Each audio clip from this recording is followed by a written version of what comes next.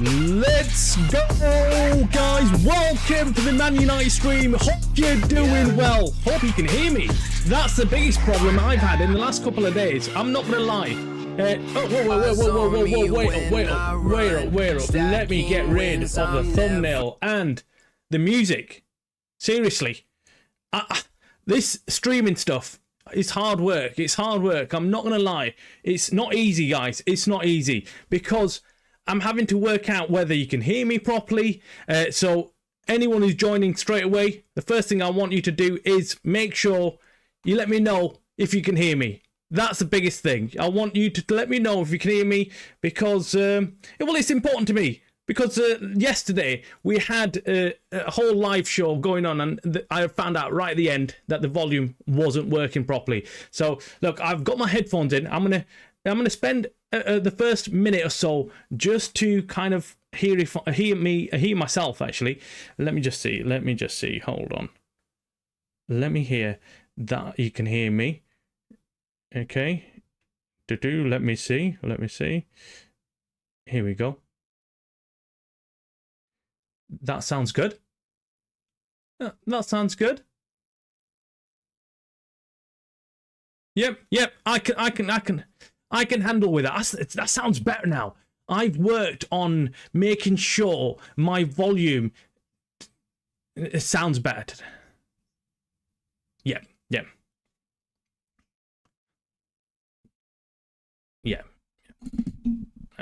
Okay, good. Okay, guys, welcome to the Man Utd stream. I'm going to take the headphones out in a minute because I can't handle this. I can't handle the headphones, but I'll just keep a monitor over the volume and the mic. I need to invest in a better mic. That's what I need to do. I need to get a nice set of mics that can actually handle my volume because I'm a bit loud. I must admit, I'm really loud. I kind of like just start shouting, especially when I'm doing watch alongs. So I need to keep my volume in check. But anyway, welcome to the show. It's taken us 2 minutes just to kind of sort out that. But welcome to the Man Utd stream. Hope you're doing well. It's a big game. It's a huge game against Nottingham Forest, Tottenham, and it's going to be a big one. It's going to be a big one because if we don't win this, it might put a dampener on everything else that we've done in the last couple of weeks. All the positivity that we've harnessed in the last couple of wins and performances, we might end up just throwing all away. And we're going into an international break. I want to feel confident. I want to feel happy about what has been going on. And yeah, Dave, welcome.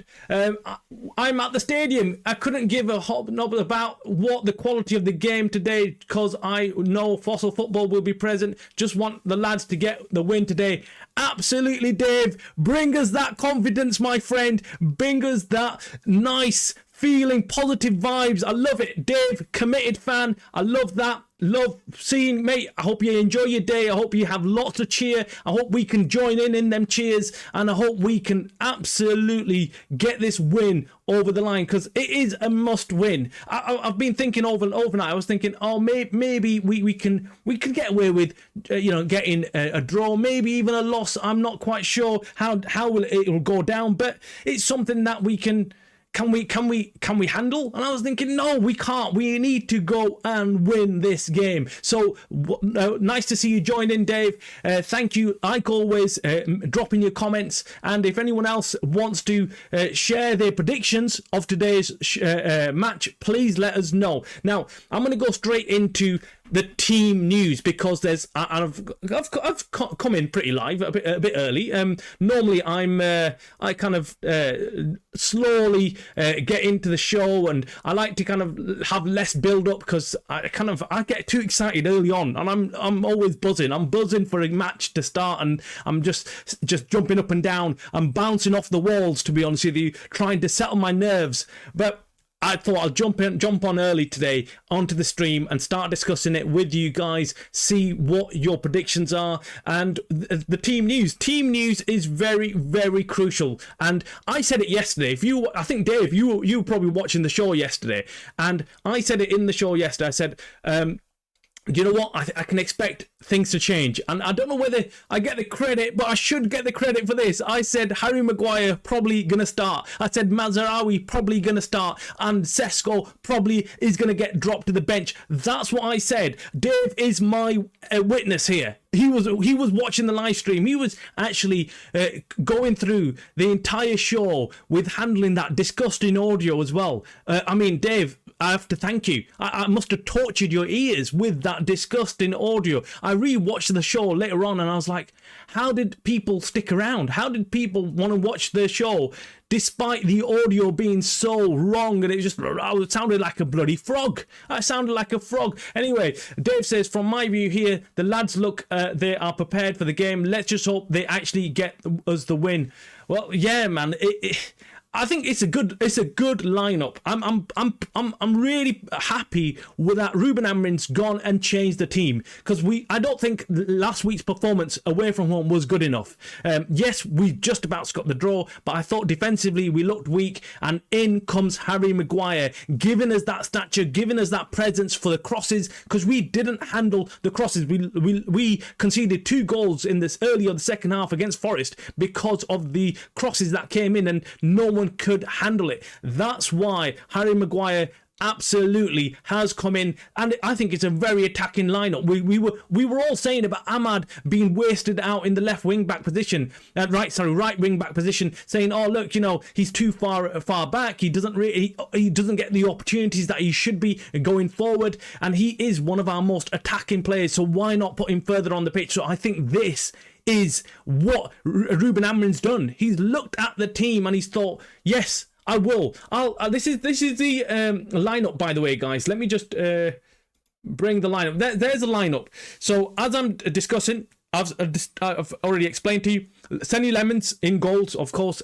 He is going to start. He's our number 1 goalkeeper. Then we've got De Ligt, who's in absolutely glorious form for Man United as a top centre-back for us. Luke Shaw has been doing a good job in that position. I think as soon as Licha gets back, Martinez gets back, he will take up that position of left-sided centre-back. Absolutely. And I think Shaw will probably drop into Dogu's position, and that will be our strongest lineup. Let me know in the comments below if you think the same, but I think that's what would happen. I think Maguire and Leny Yoro will switch out from time to time, but that would be our defensive lineup. Martinez, De Ligt, Maguire or Leny Yoro. That's it. So Casemiro, Bruno Fernandes, unchanged. That partnership is still going to stay. Mazraoui comes back from injury. He is a very important player for us, someone who actually cooks for us as, he's been our best signing in recent times. Obviously, not looking at the summer signing, but summer signings of Kuna and Mbeumo, they could be, of course, very important to us going forward. But if we're looking at Mazraoui, he has been one of our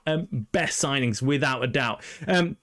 Then we got Dogu, obviously, on the left wing back position. We've got Ahmad and Mbeumo finally playing further up the pitch. Ahmad, and then we've got Kuna leading their line. It's going to be a very, very interesting. It's going to be a game that we're going to all not understand how they're going to line up fully, because we're not quite sure. I mean, from me looking at it right now, I'm thinking Mbeumo is going to just play his normal position. Ahmad is the one I'm thinking, what is he going to actually do in that position? How's he going to play it? I hope he has a really good game, but it's going to take a lot of adjusting, because he's been moving around all over the pitch. He's been being played everywhere, and finally he gets to play further up front. Let's see what he can do.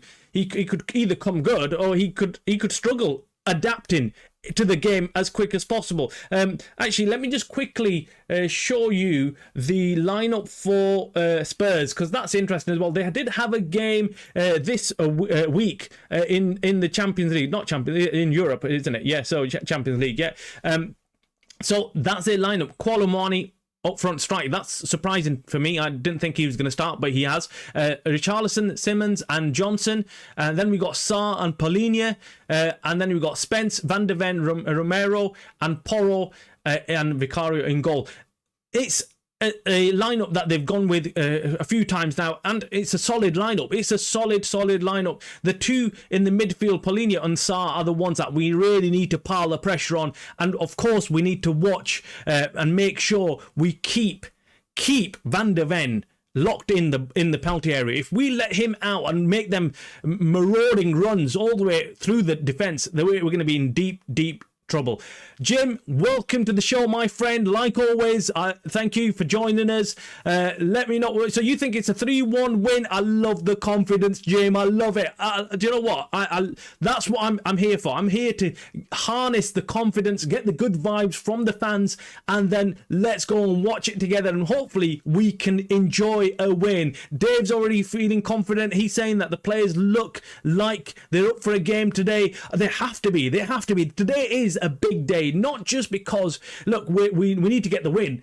We need to get the win and just instill confidence in the team and really mark our territory, because today we've got to make sure we tell everybody that this is not just a blip. This is not just a one-off where we've had a good game against Liverpool and Brighton and that's it. No, this is got to be a game where we're like, you know what, We've turned a corner. We've turned a corner. We've finally come to a stage where we can actually look at this team and say, yeah, they consistently are playing good football. That's what I want to be doing. I don't want to have the feeling of, I don't know, I'm not quite sure what Man United team's going to turn up. I want every weekend to be nailed on. Like, I know exactly what United team's going to turn up and I know exactly what they're going to do. That's what I want. That's all I want from United. So as long as I'm confident, so I know, look, when we're playing against like Nottingham Forest or someone like that,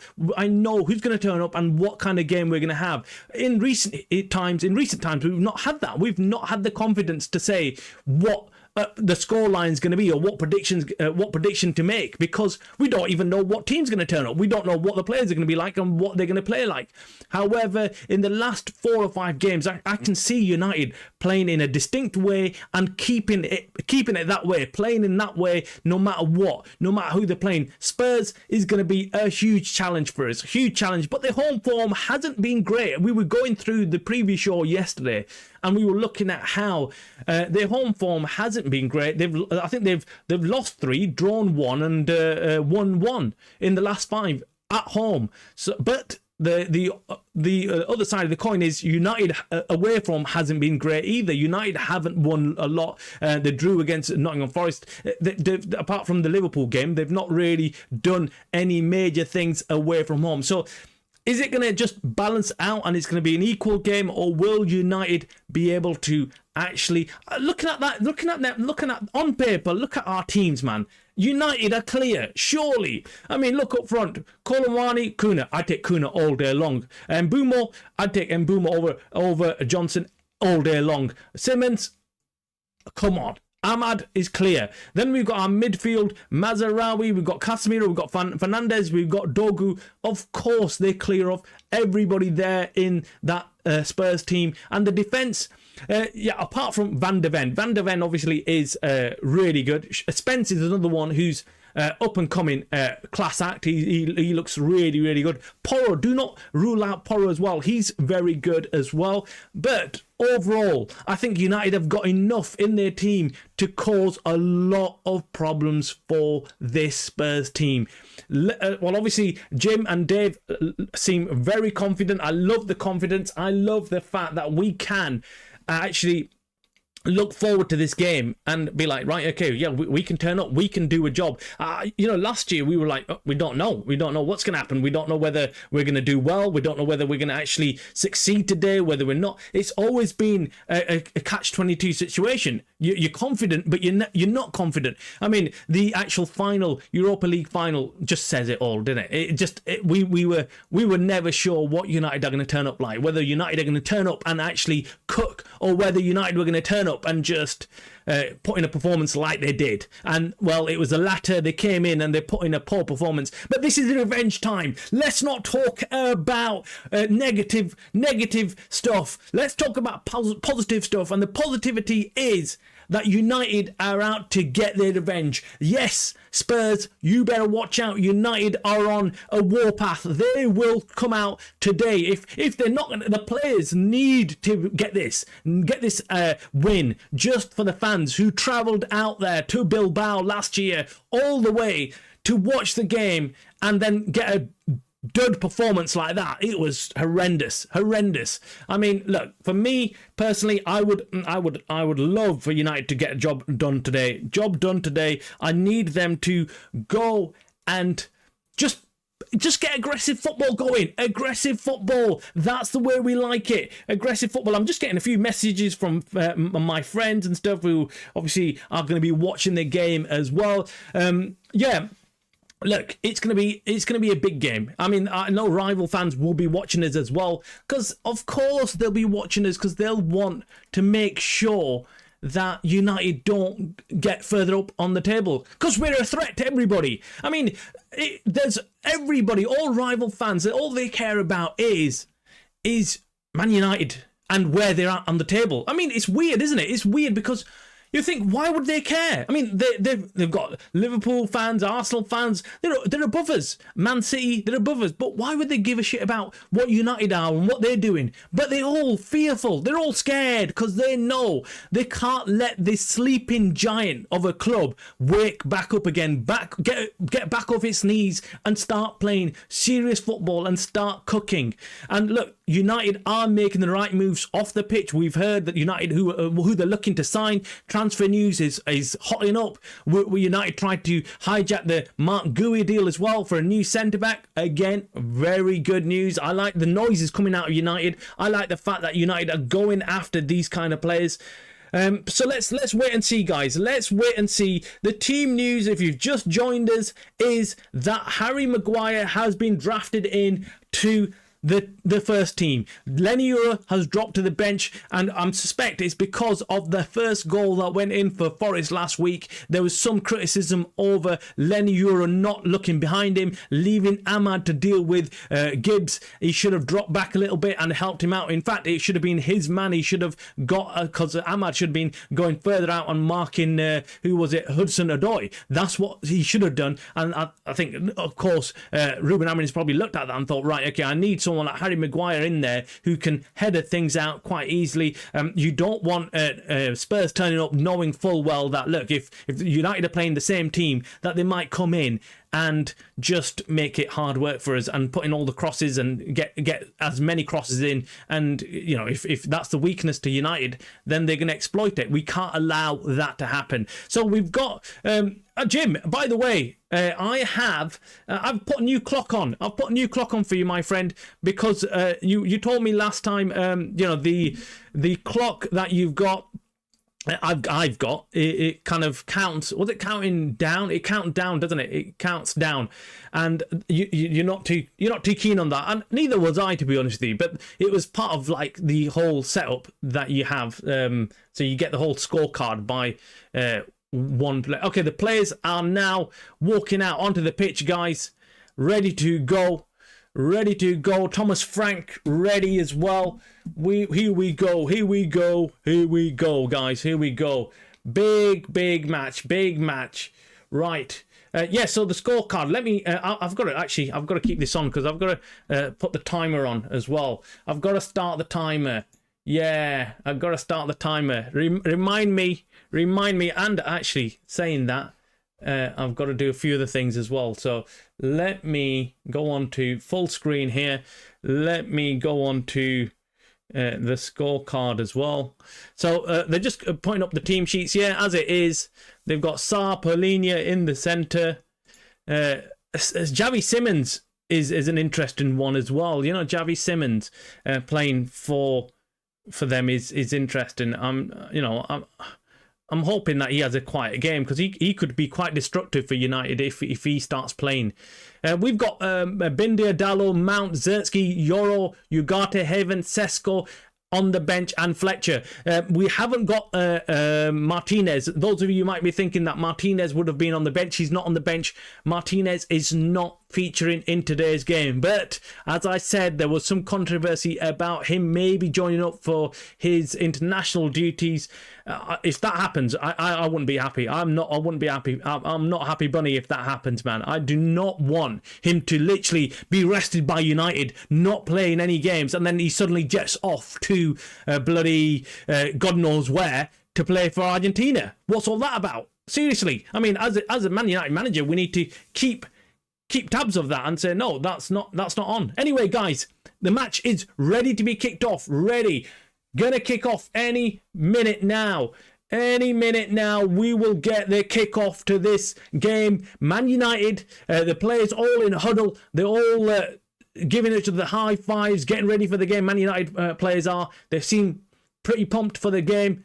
Come on, United. Come on, guys. This is it. We need this team unity as well. The team is, this is, Tottenham used to be an easy game back in the days. We need to go back to them days, man, where we turn up and we destroy Tottenham. There should not be any case of yes or no, maybe, we can do a job. No, it should be United and United only who should be in the control of this game. And it is that midfield. It's the midfield that we need to control. If we don't control the midfield, we're going to struggle. We're going to struggle. I say every time I watch, every time I do a watch along, I always say the same thing, which is midfield. We need to control the midfield. If we can control the midfield, we will end up winning the game. That's as simple as just moments before the kickoff, guys. So they're just doing a memorial thing here. So they're just standing up. Everyone's a minute silence, I think it is. So we've got that for Memorial Day. So yeah, guys, it is pumped up, guys. If you're just joining, make sure you hit the like. Please hit that like. It doesn't cost you anything, and apparently it makes sure that more people come along and watch the game with us. So why not, right? If you just tuned in and you've just hit the just hit the like button, and if you're new to the channel, hit that subscribe button as well. Of course, we're a fantastic channel, by the way, doing all Man United stuff and more, discussing football, discussing Man United, bringing you daily shows, and of course doing watch alongs as well. If you also are impressed with my presenting, make sure you hit the share button as well and share it out to your friends who might be Man United fans and even non-Man United fans. You can bring them along as well. We can roast them whilst we're at it. We can give them something to talk about as well. We can harass them together. We can torture them with United doing well. That's what we should be doing as United fans. That's what we need. We need to get back to them days where all you need to say is when you go around the room and people ask, who do you support? And you're like, oh, support, Arsenal and Liverpool. And then when you say Man United, everyone just shut up and sat down again because they knew, okay, there's nowhere we can go and argue with a Man United fan. That's what the days used to be like. We used to be on top. And we're slowly getting there. I think there's a lot of positivity. We've got a really good manager. Getting ready for kickoff, guys. Getting ready for kickoff. All the Spurs fans look up for it. We need to silence the crowd as well. I mean, I think we did that really well against Liverpool. When turned up, we got the early goal and we shut everyone up. And from that moment on, they were just panicking. Liverpool were panicking. The fans were panicking. It was silent in Anfield, and I've not heard Anfield like that for many years, where you just had almost near silence, where you could see the fans were panicked. They were in trouble. They knew they were in trouble. Getting ready for kickoff, guys. Getting ready for kickoff. The ball is being put down and we are getting ready for kickoff. I've got a new timer, by the way. Jim, just for you, my friend, just for you. Off we go. It has started, guys. It has started. Game has kicked off. Spurs with a kickoff. Xavi Simons back to his defence, and here we go. Xavi Simons back on the ball. Koulibaly straight away on the ball, but Casemiro gets there. Xavi Simons takes a shot. He gets blocked.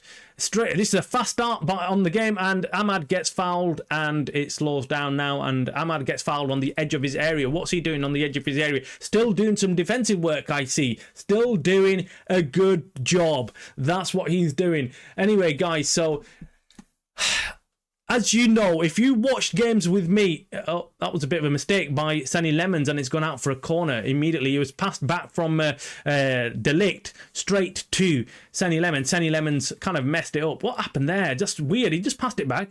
Sonny Lemons just miscontrolled it completely. Oh, that's not good, man. That is not good. He just didn't get his foot on it. It was rolling at a snail's pace, but he just kind of he screwed it up. And anyways. Make sure you hit the like, by the way. Make sure you hit the like. Make sure you subscribe. Anyway, let's go. we've got live fans out there as well. We've got Dave, who's actually at the game, so we're getting live input from Dave as well, who's reporting live for us from the Spurs ground. That's what we're talking. We've got reporters everywhere, haven't we, Dave? Yeah. Okay. So Van de Ven now just hustling and bustling around the penalty area, having a bit of a ding dong with Luke Shaw. That's a mismatch. Why have you got Luke Shaw on Van de Ven? You know, put Maguire on him. Just take him out of the game. Anyway, corner coming in from the right hand side. Okay, well, there's still a lot of shoving and pushing going on here. Paulina's in there. Cross comes in. It's a long one right to the back post, and it goes over everybody and out for a goal kick.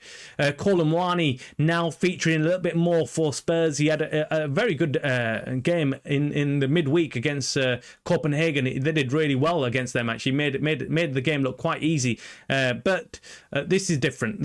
Hopefully they might be tired as well. So they might be a little bit tired today. That's what I'm hoping. I'm hoping that United get to take advantage of having that further rest, being a bit more. But then it never works that way sometimes. You think, the extra game, you think the extra game might help United, but sometimes the players are more sharp, having played midweek, really up for it and stuff, things like that. Tiredness, I don't think really plays unless you have a really emotional game and it takes a lot out of you during the week.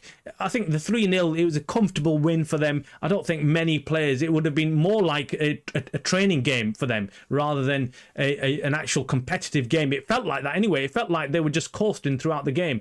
This is Spurs, by the way. Anyway, Spurs on the ball. It's just kind of going back and forth. No one's really settled down yet. United letting the ball go out of play. Luke Shaw lets it go out of play. So it's a throw-in for United in their own half. Guys, if you're just joining, let me know your predictions. Let me know what you think will happen in this game. It's a bit of a scrappy start. 3 minutes into it. And it looks like United haven't really settled in, but neither have Spurs. They're both just kind of doing what they can do, settling down. It was always going to be a nervy start for both these teams. One is just slightly above them in the table. United are just below Spurs. Spurs actually are a bit higher, but yeah, I think I can't remember now whether they're fifth or something.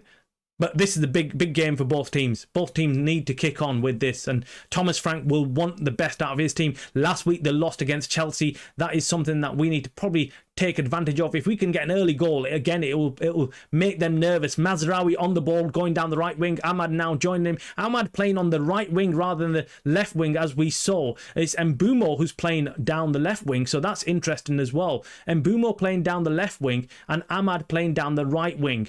That is the first obvious thing that we can see. So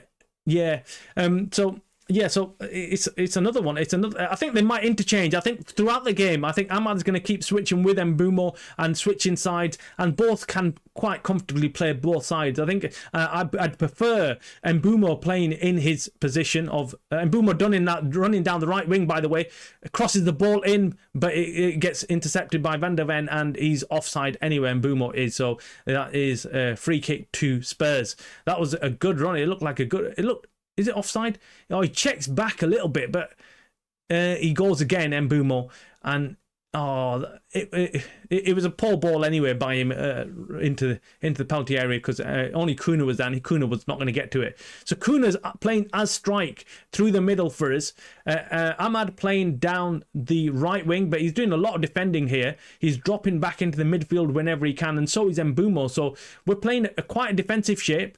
We're trying to control the game in the midfield, so that's good. It's positive. I'm not saying that's something that we shouldn't be doing because we're away from home. We've got to be careful. We've got to steady the ship and make sure that Spurs don't settle into any rhythm, and then start playing some expansive football. Here's Casemiro on the ball.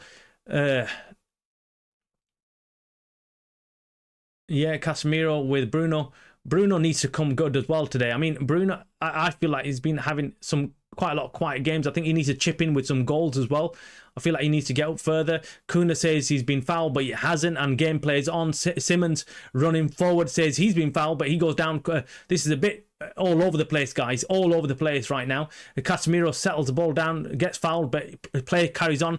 Bruno Fernandes on the ball. This is the break now. We could get, if he can pick out somebody. Ahmad on the right wing. No. Mazraoui now holds onto the ball brilliantly. Pass it to Bruno Fernandes. Bruno Fernandes plays it through to Mbeumo. Mbeumo shoots. Oh no, he crosses it. He cuts it back and there's no one there. It was a simple. Oh, he's offside as well. Oh, that was some seriously good football, guys. We kind of caught them on the break, yeah. But you know, they still had enough defenders back. They still had 4 or 5 defenders there. But United carried on running. Bruno Fernandes with that ball. He was not offside. That is rubbish. Absolute rubbish. He was not offside there. And Mbeumo was called offside. But if VAR checked that, he would have been onside. And then he cut the ball back, and there was no one in the area. I mean, yeah, this is where you start thinking, oh, Sesko, do you leave him out? Do you not? This is the problem. Yeah, okay, Jim. Right, watching now. I've missed anything we've played. Oh, are we playing well? Yeah, we it's a decent start. It's been a choppy start. I mean, no team's really settled down, Jim. We've had no clear chances. I think. Johnson running through, but he runs all the way through to a goal kick.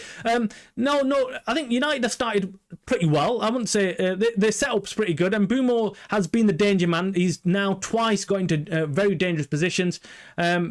Spurs, on the other hand, yeah, they're trying to settle down, play football, but they've not been really given the opportunity to play right now. It's been 7 minutes of just the ball being just hit back and forth. No teams really settled down and had decent possession of the ball. But I'd say United have started off pretty well. Pretty well. They look up for it. And immediately, as soon as you start watching the game, and you can normally tell within the first 5 to 10 minutes of the game what each team's set up like and what they're going to do. We've got a bit of a change of the team, obviously, today, Jim. So we've got Lenny Euro who's been taken out, and we've got Harry Maguire in place of him. I believe that's just to give us a bit more aerial defensive awareness. Harry Maguire, of course, is very good at heading the ball out and giving us some further danger on the other side as well. United also have got Ahmad playing further up, and Sesko is on the bench. So Ahmad's got an interesting role because he seems to be all over the pitch right now. He seems to be playing right back. He's playing in midfield right now. He's right central midfield, almost like in the position of Casemiro. Now he's got onto the ball and he's been fouled, and Spencer's fouled him, and it is now. It actually Sarr fouled him, but yeah. So yeah, positive. I'm positive right now. I'm hoping that this can continue. Spurs haven't been allowed to play any kind of football. You can't if you weren't sure of who's playing at home, you wouldn't be able to tell that United are playing away from home and Spurs playing at home. Normally, you get the home side doing most of the attacking and holding onto the ball. Not in this case. So that it's been a good first 10 minutes for United. Been very positive so far. United, when they do get the ball, they are looking to attack very quickly, move the ball very quickly forward. They had that very good chance with Mbeumo just moments ago before you joined us, Jim. And that, I think, if that ball was put into the back of the net, it would have been given, even though it was said to be offside. But I think VAR would have overruled it. But anyway, Spence on the ball. We know who the danger men are for Spurs. We just need to make sure we get hold of them, make sure we can keep them quiet. I think we've got a very good chance of winning. And Mbeumo pressuring Tottenham, just getting the ball back, and yeah, Tottenham really haven't settled down just yet, so that's good. We need to just take advantage of this. Sarr on the ball, he's another very good technical player as well for Spurs. If he, we shouldn't really allow him too much time on the ball, rush him as well if we can. And try and... Javi Simmons has also started for Spurs, by the way, playing in that cam role. He's on the ball right now, actually. Plays it back to his goalkeeper, Vicario. Vicario on the ball, looking up to see who he can find. Yeah, guys, interesting game, man, so far. I'm liking the setup by United. I do like the setup. I think defensively, Mazraoui gives us a lot more. Oh, saying that is a curse of the commentator. He just kicked the ball out. It's a throw-in to Spurs in Man United half. So yeah, we just need to. Not now. Things have settled a bit down. The game slowed down a bit. Spurs have slowed the game down a little bit, which is exactly what Dave predicted. Fossil football, he calls it, and that's exactly what Spurs are doing now. They've gone back to their what's that? Is it head injury for Colomani? So player stopped. Yeah. So Spurs have done exactly what Dave predicted, which is they are now slowing the game down totally. Just playing the ball really slow, not actually making any forward movements or anything. That's just a head clash with Harry Maguire, with Colomani and Harry Maguire. And, if you're going to clash heads with Harry Maguire, let's be honest with you, you're lucky if you don't suffer concussion. Harry Maguire. Another player that's actually they're showing the camera's panned to Kudus. Mohamed Kudus, he's not playing for Spurs today, and that is a big player miss. I mean, he is one of their best players, so we're lucky that we're not facing Kudus today, because he does make them play a different type of football, more attacking, more aggressive down the wing. So yeah, look, we need to take advantage of that. We need to see, hopefully we can play. Is this Mbeumo on the ball? Mbeumo, it goes out for a throw-in to Man United. Man United now, yeah, it's clear. United, every time United get the ball, they want to play quick football, move the ball around quicker. Tottenham are all about slowing the game down, making it a bit slow, and trying to just hold the ball as long as possible and keep possession and, bore United to death. And then hopefully United fall asleep maybe, and then Spurs get a goal. That's what it is. That's what I think. That's their game plan. Their game plan is to just put everyone to sleep. That's what Spurs are doing. Jim says, I like team, but sure, leaving out Sesko is good idea.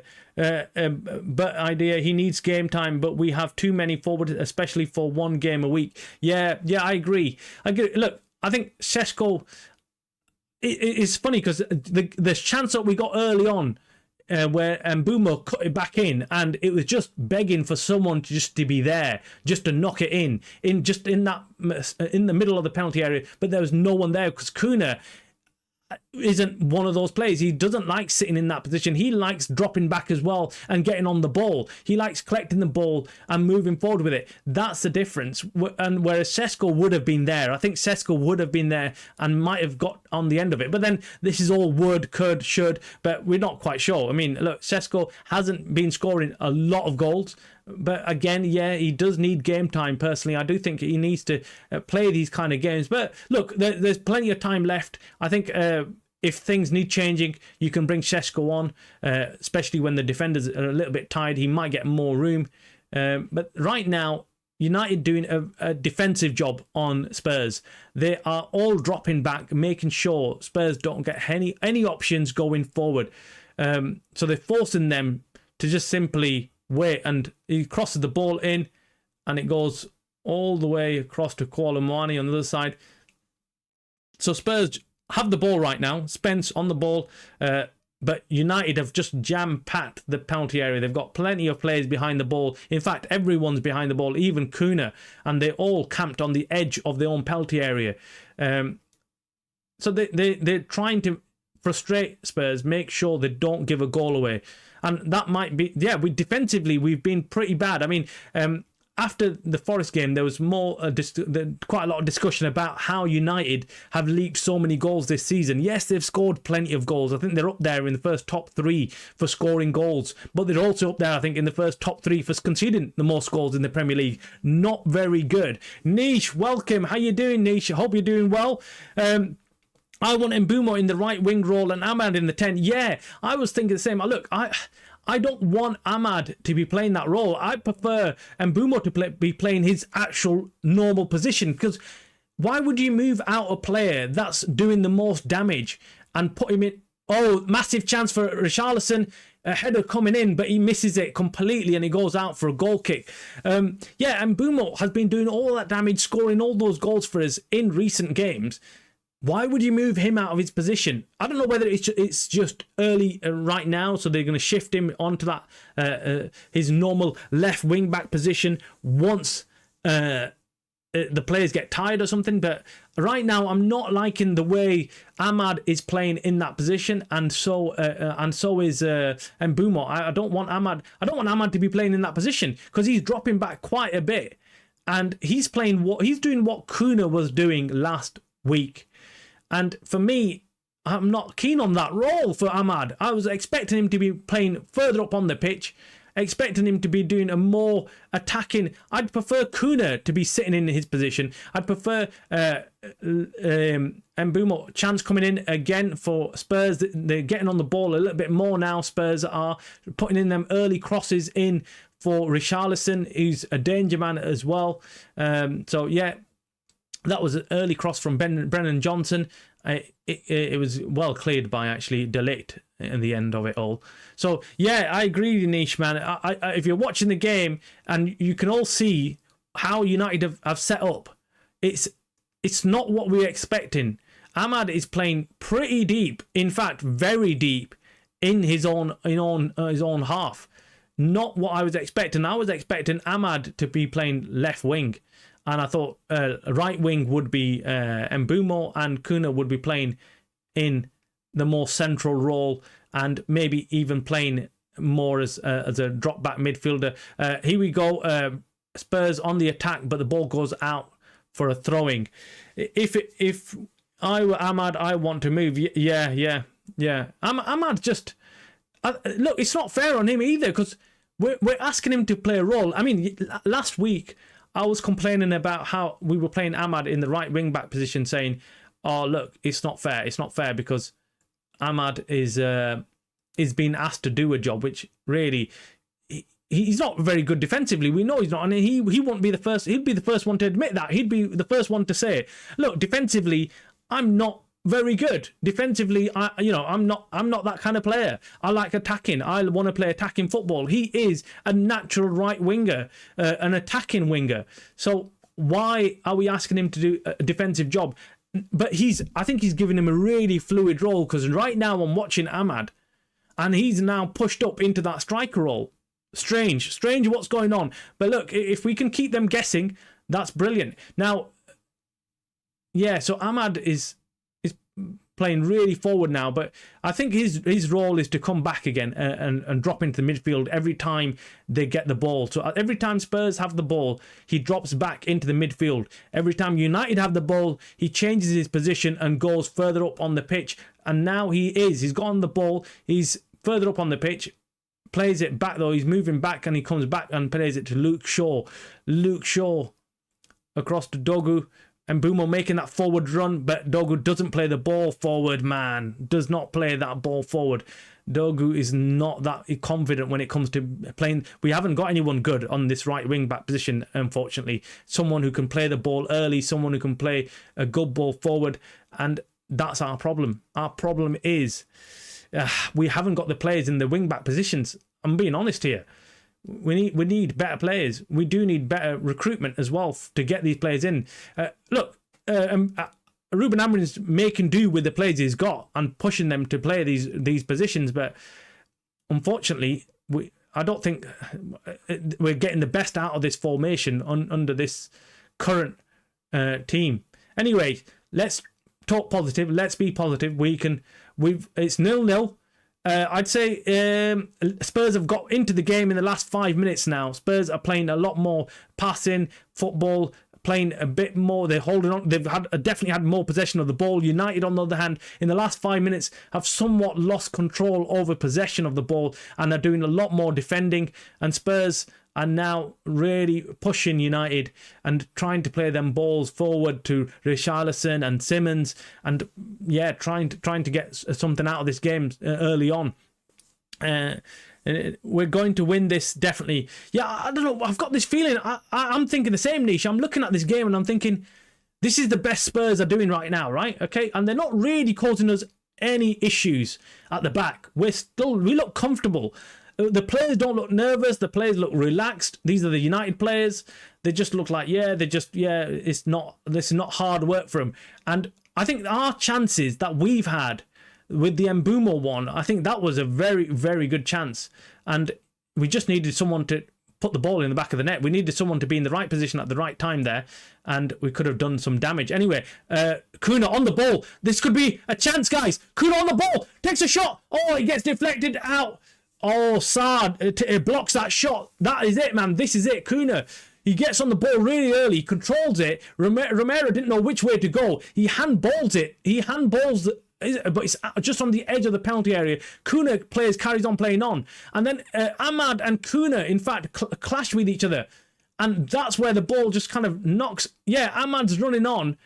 And then Sarr blocks it, but Ahmad gets in the way as well. Don't know what Ahmad was doing there, but he's trying to get ahead of Kuna, but he kind of disrupts his run as well. Anyway, it's a corner for United. It's the first United corner. Harry Maguire, the tank, is up there. This is what he's good at. So the rest of the Casemiro, Harry Maguire in the area, cross comes in. It's a low cross and it drops to Richarlison, and he clears his line, but it goes to Bruno Fernandes, who's actually goes to Ahmad, who's on the halfway line. And Spurs now, it's their turn to be pinned back in their own half, defending. So United need to make use of this ball. Oh, that's a nice ball to Kuna from Casemiro to Harry Maguire. He's still up there. Harry Maguire now to Dogu, who plays a low cross in, and it has to be cleared from Romero for another corner. This is it, guys. Come on. This is what we like to see. The corner came in. It was a crap corner. And there's some talk of handball. Let me see. No, it didn't look clear. It didn't look like a clear handball to me there. He does control it, Richarlison, and moves back. But, it's a throw-in. I thought it was a corner there. It looked like it was a corner. What's he doing? Anyway, it's Dogu who's taking the long throwing in. So everyone's, again, in the penalty area. Long throwing comes in, but it's not long at all. It doesn't even reach the middle of the area. It just barely reached the edge of the penalty area. Now, Rúben Amorim is shouting at him, saying, look, calm down, stop, don't do this, do something else with this ball. Do not try to take another long throw in and get it in middle of nowhere. 23 minutes, guys, have gone by. We're in the 24th minute. I don't know what my clock is saying, the 23 minutes. Yeah, we're spot on. And Boom on the ball. Oh, that was silly. Was that Kuna? He tried to back heel it in for... That's a short ball to Sarr. Sarr doesn't really have time on the ball, and United really pressing forward. I like this. This is what I like. I like United when they press, man. That's it. Press. Come on, Mbeumo. You too, press. Yes, that's it. He wins the ball back. That's what we do. This is what the high press is all about. Maguire's further up as well. Maguire's on the ball on the right wing position. Crosses it into Mbeumo. Mbeumo now can't keep it in, and it goes out for a goal kick. But that all came from that high press. We were pushed right up against every single player in the Spurs team, and there was nowhere for them to pass. And Mbeumo wins the ball back. Harry Maguire, shockingly, is in that right wing back position for some reason, and he passed it. He does well. He passed it to Mbeumo. Mbeumo just struggles to keep it under control and cross it in. But this is good. I like this high push up, and it's because Ahmad has now moved further up, and so has Kuna. And so has Bruno Fernandes. We're right on the edge of the penalty area and not letting them play it out from the back.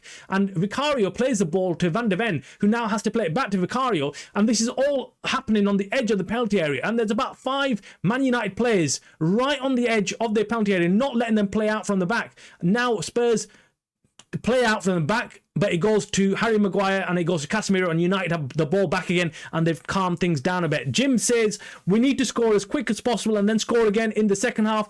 The new clock, much better for the sinking. Yeah, thank you, Jim. All for you, my friend. All for you. I was thinking about you and I thought, right, do you know what? I need to go and get this clock sorted for him, because even I didn't like it. I'll be honest with you. We're used to it. It was an American-based scoring system, and these Americans, they like doing things completely the wrong way around, and so they always count down. Is it countdown? Yeah, they always count down for some stupid reason.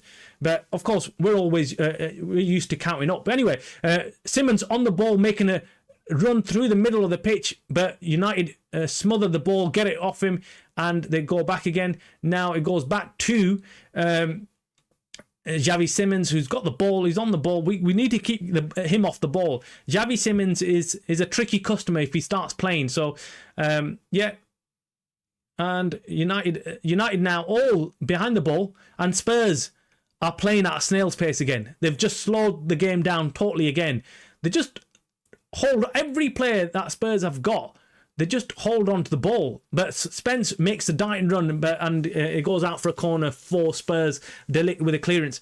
Yeah, they're just like holding on to the ball. Every Spurs player that gets the ball, he has more than at least 5 touches on the ball right now, on average. So they love holding on to the ball. They haven't got the urgency that United have got. But this is a corner to Spurs, and we've got to watch out for these set pieces, because this is where we've kind of gone to sleep on half the games. This is where we get exposed.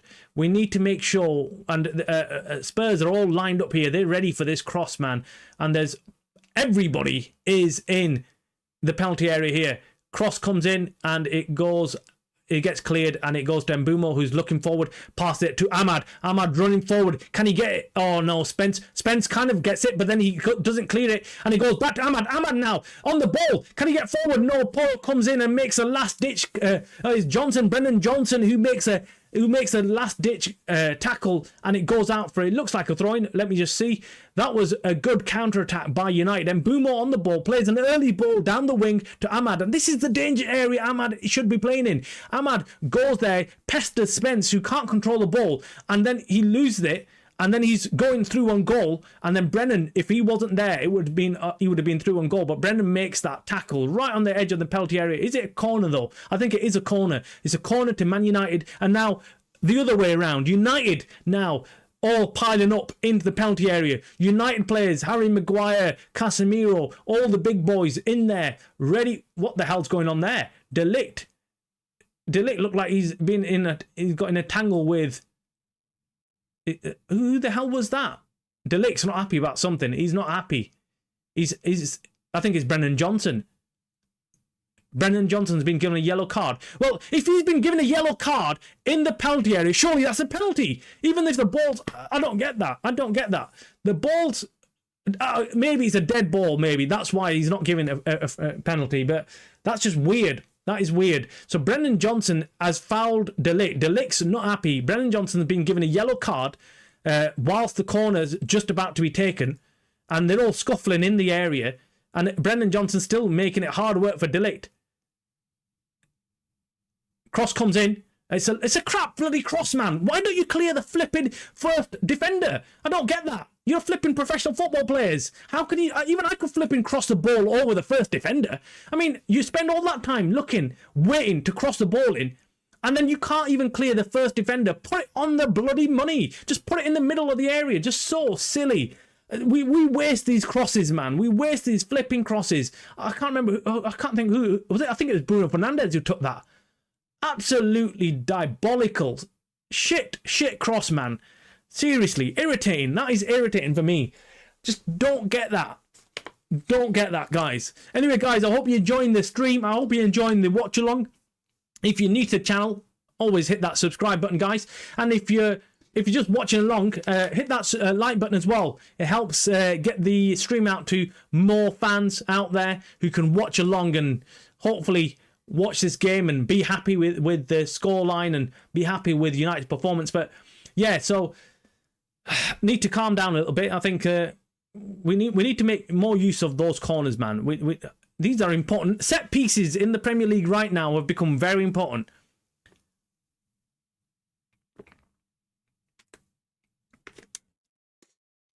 Anyway, guys, I hope the mic's sounding a lot better from yesterday.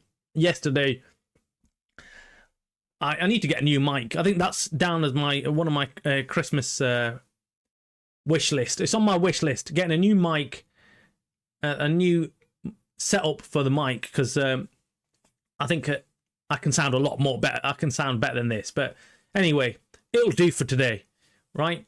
Okay, so Spurs on the ball, and it goes back to United. Oh, nice turn, Dogu. Nice turn. Wow. That was a nice... I don't know if he meant that, but that was a really good turn. Anyway, Ahmad on the ball now, on the centre line. halfway line, looking forward to see who he can pass it to. And it is Harry Maguire. Harry Maguire's been good so far as well, guys. I did say, I called it yesterday in the look ahead show, preview show. I said I would go with Harry Maguire in this game, and that's exactly what happened.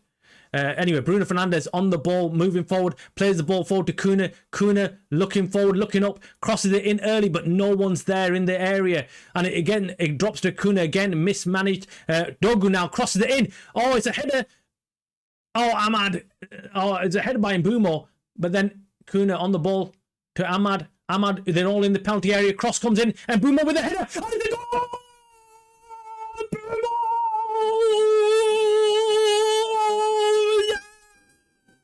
Get in there! Celebration as usual! And Mbumo with the first goal for Man United, guys. Do you not love to see this? Do you love to see this? It is sick, guys. Hit that like button, guys. We love to see this. Yes! Get in there! A brilliant header. It was a ball played assist from Kuna. Just a lovely dinked cross into Mbumo. And Mbumo with a beautiful goal. Beautiful goal. Here we go. It was just all over the place in the penalty area. Spurs couldn't clear it. It comes to Spence, headers the ball out, but just as far as Mazraoui. Mazraoui passes it to Kuna. Kuna passes it to Ahmad. It's Ahmad, I think, with the assist. Yeah, Ahmad with the assist. Beautiful assist. Just waft the ball in. And that link-up play, Ahmad and Mbumo once again doing the damage.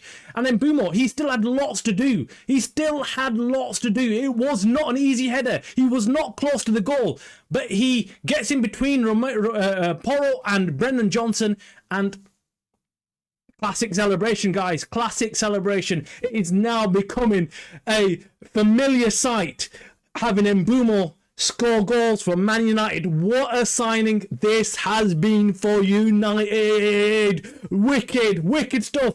Get in there, everybody. Let's celebrate together, man. We got the first goal of this game. We just need to now carry on playing exactly like we're doing. Do not shift up. Do not change anything. Spurs haven't done anything. They've not put us under any pressure. So we just need to play the same football. Do not change anything. That's all I'm saying. United, carry on frustrating, carry on playing the way you're doing, dropping back. Brilliant. It's been brilliant so far. Yeah, Jim, it is a fantastic goal. I mean, I was not expecting that header to even be on target. I mean, I was thinking, no way is he going to get... Dogu gets fouled there by Romero. That's a yellow card. He was going straight through onto goal there. That was cynical foul by Romero. So Christian Romero on a yellow card. We've got Brendan Johnson on a yellow card as well. This is good stuff for United.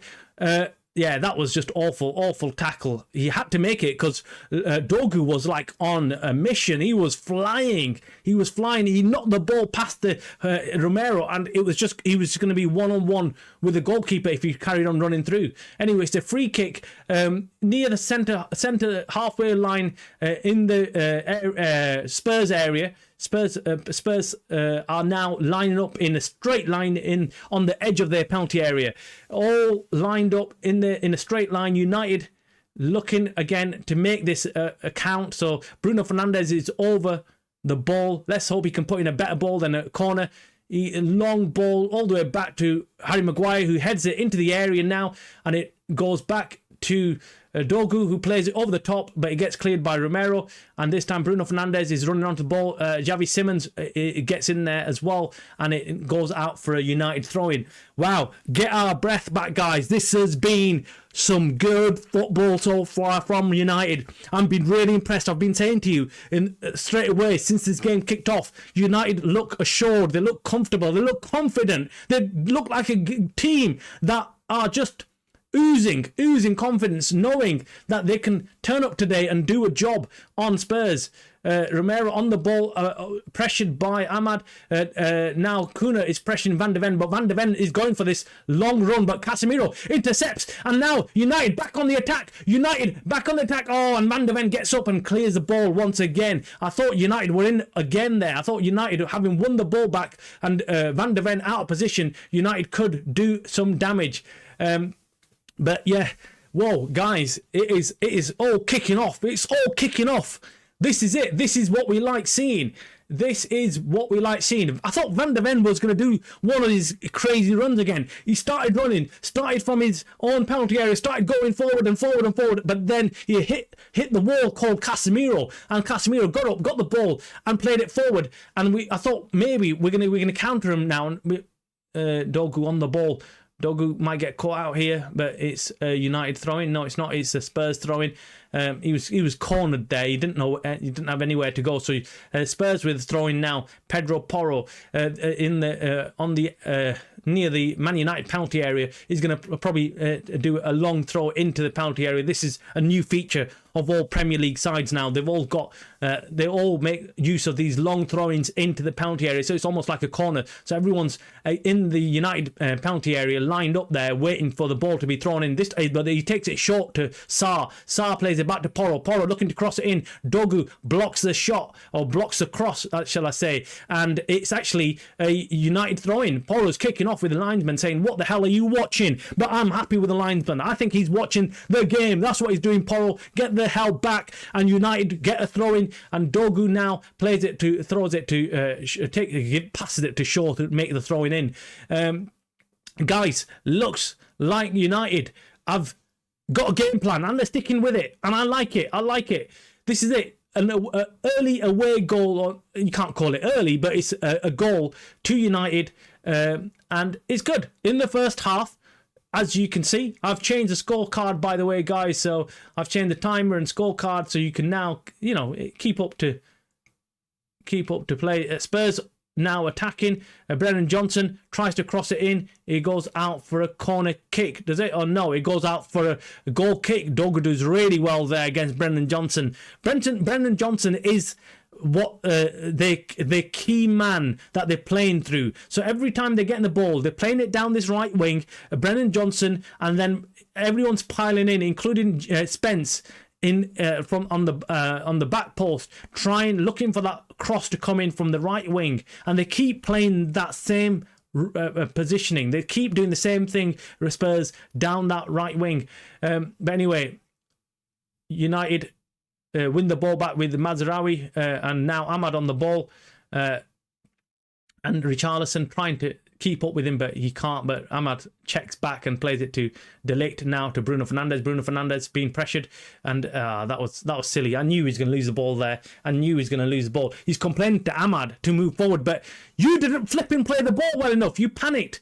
You had your back towards the goal, and he just flipping played a shit ball. Bruno hasn't had a good game, man. Bruno's been playing crap today. I mean, he just looked nervous and Bruno's just weak, man, in that position, personally. Anyway, De Ligt plays the ball. Richarlison goes down like he's been hit, but referee says play on because it's not a foul. It wasn't. It was De Ligt who's flipping built like a tank. Yeah, Bruno's always complaining niche. Exactly, man. What's up with him? I mean, I don't get it. He's a flipping captain as well. That's the weird thing. He should be the one encouraging the players. He should be the one saying, don't worry, sorry guys, come on, let's go again, let's carry on. But he's so negative in his approach to the rest of his teammates. I don't get it. And if he's the bloody captain, what hope have you got left? I don't like seeing that. I like seeing a captain who's encouraging his players, and especially when you're away from home, when you're 1-0 up, the last thing you want to do is your captain berate you in front of everybody. Oh, you get forward. He's saying it like Ahmad did the wrong thing. Ahmad wasn't expecting the ball to come to him. It wasn't his job to run forward. He was playing the right wing back position at the time, and he wasn't expecting that to happen. Bruno Fernandes just panicked and just got rid of the ball. Anyways, Nish says, I'd rather have Mount in place. Ahmad is doing a great job. Yeah, Nish, exactly, man. I was thinking the same thing. So far, I mean, I'm looking at Bruno and I keep thinking, he's still complaining right now. I can see him off the ball. He's shouting, and now, I think it's Mbumo telling him something about, oh, you need to get forward or something. No, look, I don't think he offers as much as he could in that position. And yeah, you're probably right. Mason Mount could do a better job defensively and hold on to the ball. But they're showing this replay now of Spurs attacking Oh, this is just now. Yeah, the ball gone out for a goal kick to United. We've got about 5 minutes plus injury time left in this game, guys. In the first half, by the way. So United grappling, getting the ball back. This time Dogu fighting, and he gets the ball back, and again he's taken out by Romero. But this time he's told to get back up again. Romero, he's on a yellow card, guys. We need to get him off. We need to get him sent off. We need to make him make another rash challenge. That's what it is. And Bruno Fernandes on the ball. This time he plays it. They lose the ball, though. They lose the ball. Richarlison on the ball now. Spence playing further up on the pitch, but he gets tackled. And it's a throw-in for Spurs. It's a throw-in for Spurs. Yeah. So... Let's go. Come on, United. It's been a great performance so far. I think United have really got in the face of Spurs. They just need to hold back now defensively. They need to make sure they don't kind of make any errors. Brennan crosses the ball. It goes out for a goal kick. Nice says, I'm sick to death of Bruno now. He offers nothing. He's an arm waver. Yeah, man. I mean, look, I said it right off kickoff, Niche. I said, do you know what?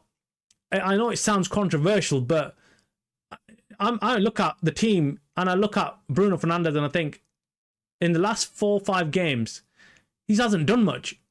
Look, he got the assist against Liverpool. Yeah, okay, fine. But he doesn't give us much over the 90 minutes. That's what my problem is. Over 90 minutes, I look at him and I think, I don't know if he gives us enough.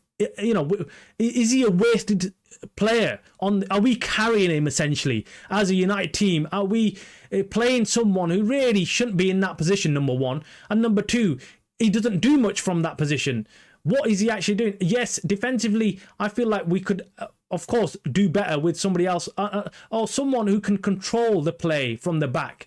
I don't think he's suited to play from the back there, unless he gets further up on the pitch, but he rarely does. He's on the ball right now, Bruno. He's looking forward, looking for that killer pass, makes a pass, short pass to Mbumo, who tries to play it to Ahmad, but it gets cut out by Romero, and Xavi Simons now on the attack for Spurs. But he gets checked back and he plays it back to Sarr. Sarr now driving forward for Spurs. But United are defensively sound. They're in a good, all of them in their positions, in a good shape, making sure that they can't get forward. Dogu now is getting... Oh, right, okay. Dogu makes a good challenge there. I think it was Kolo Muani. Yeah, Kolo Muani trying to take Dogu on. And... he gets past him somewhat, and then Dogu makes the tackle, and it goes out for a corner kick for Spurs. So 43 minutes played. United just need to calm things down. Van der Ven and Romero up in the penalty area, getting ready for this cross to come in. United need to be awake, need to get this corner dealt with. We've struggled with corners and crosses coming in, and it looks like Spurs are playing that game plan. They are trying to cross the ball in every time they get a chance, and now they've got corner. They've got plenty of big players in there looking for this corner. Let's see. Van der Ven makes an early move. Cross comes in. It gets cleared by De Ligt. Nice strong header, goes back to Porro, and again Porro tries to cross it in, but this time is it a corner kick again, or is it a throwing? It looks like it's a throw-in.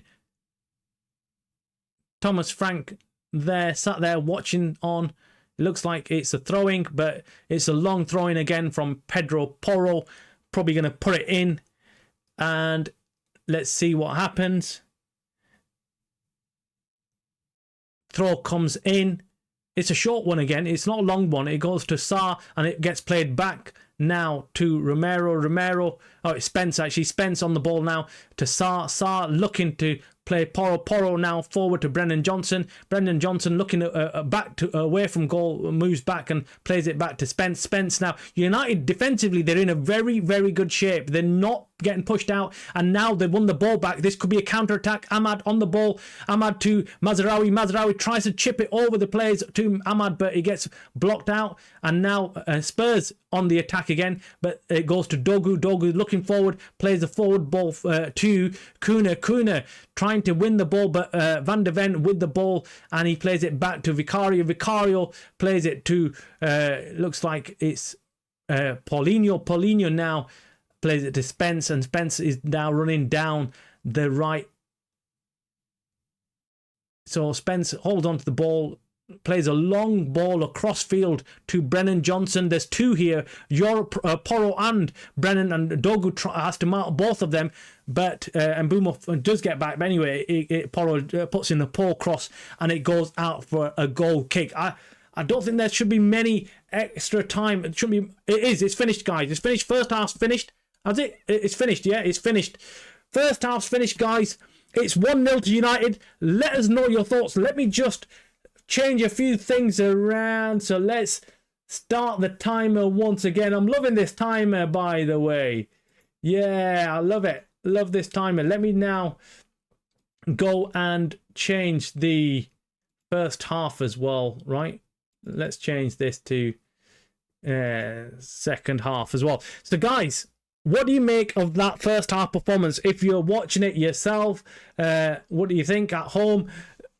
If you're just joining us, let us know what you think of the game so far. What do you think United are playing like? I mean, I'm pleasantly surprised, and I'm happy with the way United have played that first half. I've not seen Spurs cause us any real major issue, and I'm trying to think of any save that Senny Lemons has had to make. And I don't think he has. I don't think he's touched the ball in terms of making a save. So that is very positive for United. In fact, saying that, I don't think Vicario has made any real crazy save either. So United, I think that's our first shot on target, first shot on first goal. So look, United have done well going forward, but the defence of Spurs has coped with us. But we are the more attacking side. We are the side that are trying to look for the goal, trying to make them early passes forward, trying to get that goal. So it's half time, guys. United leading 1-0. I'm really surprised. I was really happy with, number one, the lineup. As soon as I saw the lineup, I was like, we're cooking, guys, we're cooking. Because if you tuned into yesterday's show, our live show yesterday, and we went through in depth about how United are going to line up, how they could line up, how they should line up, and how Spurs are going to line up, and how Spurs are going to play. And we had Dave telling us how they're going to play fossil football, how they're going to try and slow down the game, and how they're going to bore everyone to death. And hopefully they'll bore United players so much that they might fall asleep, and then boom, Spurs score a goal and get a 1-0 win. That's what he was hoping for. That's what Spurs fans were hoping for. However, we have seen a United team, a changed United team, a much changed United team. We've had, of course, Mazraoui come back into the side, and he's always an exceptional player for United when he plays for United, when he starts for United, and even when he comes off the bench. Mazraoui, for me, is one of my favourite players in recent history. I mean, De Ligt and Mazraoui, I have no idea why Bayern Munich sold these two guys, and for the price that they did. These were the bargains of the century. We signed these two players. Mazraoui, I think he had a falling out with Bayern Munich. He had some other issue, and that's why they sold him. Or else I don't think they would have sold Mazraoui. Mazraoui is up there as one of the best players for United. I mean, he is obviously really. We're going to miss him. We're going to miss him when he goes off to the Ofcom. It's going to be a really difficult member of our team to replace. And of course, Mbeumo's going to be going, and Ahmad. So, but let's not talk about that right now, because I don't want to start worrying about things like that. I need to remain positive and see what they're doing right now. Anyway, and then we got Harry Maguire putting into the first team as well. And again, I think this is it's a really good move by Rúben Amorim. I love seeing a manager who switches things up, and he could see that Harry Maguire would probably be best suited for this game. Lenny Euro is good, but he is young. He still needs to get that experience, and putting him into these kind of games sometimes isn't that good. And we saw against Forest, he did kind of fall asleep here and there, and having someone like Harry Maguire, he's a leader on the pitch, and we need more leaders, because frankly our captain Bruno Fernandes is shit at bloody being the leader. He's awful. He's an awful captain. I keep saying it. Look, I don't say Bruno Fernandes is a shit player, because he's not. Let's be honest. He is a decent player. He's a good player. If he's playing in the right position, he's very good at what he can do, especially when it comes to assists and playing them balls. But he's a shit captain. He's an absolutely awful captain, because he loses his head, he panics, and he starts crying and whinging and waving his hands like Nish says. He just gets his knickers in a twist. And you don't want a captain to be like that. You want a captain to be the one that's leading everyone, telling everyone to play aggressive football, telling everyone to get stuck in, telling everyone to keep their heads up, and going again, and leading by example. Leading by example. That's what you want from your captain. You want someone who is saying to him, this is what you need to be doing. Look what I'm doing. This is what you guys need to be. Leading by example means not making any mistakes. Leading by example by holding his hands up when he does make any mistakes. Leading by example meaning that he is going in there, tackling everybody, putting his blood, sweat and tears on the line. That's what you need a captain to do. Does not happen with Bruno Fernandes. So it comes to, then we've got the other changes, which is Amad. Sesko's come off. I wasn't quite sure at the start of the game. I was like, okay, Sesko, it's a double-edged sword. Him playing is positive. Him not playing is positive as well, in a way that, look, we know that he's not currently in good form. So do you play him at the start, or do you bring him on when the defenders are slightly tired and where he might get some more space? I think right now the game is perfectly placed for him to be brought on near the latter stages of the game, where maybe Spurs are looking for the equaliser, and then United can have some more space, and that's when someone like Sesko can do his damage. So I'm hoping that's what happens. So total shots on target: United 1 shot on target, Spurs 0 shots on target. United have 3 shots and 1 shot on target. Spurs have had 54% of the possession, United with 45. Spurs, by the way, have had 3 shots on target, but have not, 3 shots, but 0 on target. And Spurs have picked up 2 yellow cards as well in the first half. So those are the base stats that we've got of the first half. United got that goal because of their pressing. That's what it was. For me, that goal came from that high press that United do. We've seen it work time and time again. They did the same against Brighton. That high press, not allowing Spurs to play out from the back, just pushing in their faces, getting that early ball, and then making that quick transition. And that's exactly what the goal came from. Jim says, need to come out for the second half, switched on, and start off the second half where we were vulnerable. Yes, no doubt Spurs are going to be up for it second half. They're going to... what do you think Frank is saying to them right now? If I was the manager, I know what I'd be saying to Spurs, which is, look what happened last week against Forest. Look what Forest did to them in the first 5 minutes of the second half. That's exactly what he's going to be saying in the dressing room right now. 1-0 means nothing. 1-0 means nothing right now, because we can still get back into this game and still go and cook and still win. So United must learn from last weekend, must be aware that they need to come out switched on. They need to come out and make sure that they do not, in the first 5 to 10 minutes of the second half, give Spurs any encouragement. Just kill them off. Don't allow them. Then, once the first 5-10 minutes of the second half pass, immediately panic will set in. The Spurs fans will get frustrated. The players will start getting frustrated, and they're going to start taking risks where they're going to start pushing up further. And United, it'll be perfectly placed for them to counter-attack. That's what we should have done last week. We failed to do that. This week, we cannot make the same mistake. We cannot allow that to happen. So good point there, Jim. That's exactly it. Nish says, I prefer Euro. I didn't rate Sesko much. Prefer this strike force. Amad, Mbeumo, Kuna, perfect. Yeah, I mean, if you're going for this is why these 3 players have been started. Mbeumo, Kuna, Amad. There's one thing that they've all got in common with each other. They're all in top form, and if you give them a chance, they will put it away. They all have crazy movement. They're all defensively very good, and their work rate is really high. So Mbeumo, Kuna, and Ahmad, they're selfless players. They don't really care about staying up on the pitch and getting a goal.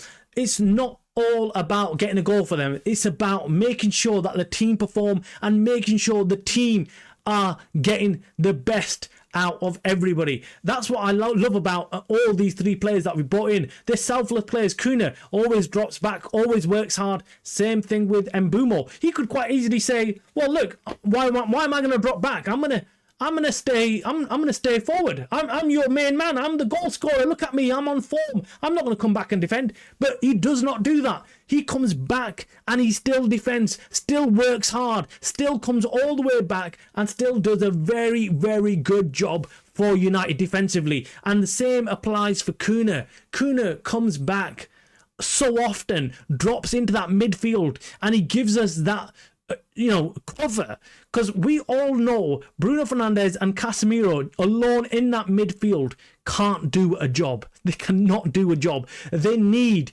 some kind of cover. Hence why Kuna, and in fact Ahmad has been doing the same thing. Ahmad has been dropping back today. Ahmad has dropped back and given quite a lot of cover to our midfield today. So yeah, it's been a good half. Positives are United have played the better football. United have been the team that look like they're playing at home, and Spurs, they've had a lackluster performance. 0 shots on target. Senny Lemons, like I said, hasn't had much to do, but that's because United's defensive shape has been solid. I mean, they've had the 4 formation, almost like a 4-5 formation, where they've just simply blocked everything off. I mean, it's a 5-4 formation, because the wing backs are dropping back further back, but they're just making sure that they're in 2 flanks and they're not letting anyone get through, and it makes it very difficult for them.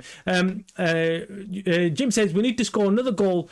My nerves can't take another 1-0 after 45. Yeah, man. Yeah. I mean, Jim, I'm the same. I'm always like, look, we need to get another goal. We need to get another goal. I'm greedy. I'm the type of fan who wants to see United coasting. I want them to be getting 2-3 goals, and I can then sit back. I can pull my chair back, and I can just relax and enjoy, and start looking forward to the end of the game and celebrating and things like that.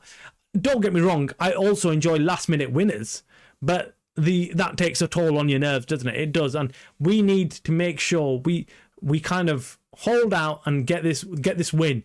I can't do with another point where United fall asleep and we have to work and grind our way back into the game. Last week was awful. It was awful to watch because we were 2-1 down, and really, the thought process of even scoring the equaliser, it's good, but you really don't want to be doing that. You don't want to be in a position where you're pushing for an equaliser. You want to be in a position either pushing for a winning goal, or you want to be in a position where you're already winning. Dave says, "Oh, Dave, thank you. He's live. Dave is live from Spurs ground home. He's gone away. He's the away fan for United, and he's reporting to us, and he said fans are booing Thomas Frank, but majority of fans are really screaming for Spurs to attack. Their fossil football killed the quality of the game. It's more horrendous witnessing it live at the stadium." It's more horrendous, but you're taking one for the team, Dave. You're taking one for the team. Again, we take our hats off to you for going out there and actually watching us and supporting the team away from home. I always give you 100% credit to all the away fans who make the effort of going away and watching United play, and that it means a lot. It means a lot. So thank you very much, and thank you for reporting to us that obviously I've got the volume off just because for copyright issues if things like that, but I can see from the faces of Spurs fans that they're not happy. They're not happy, but that's their fault.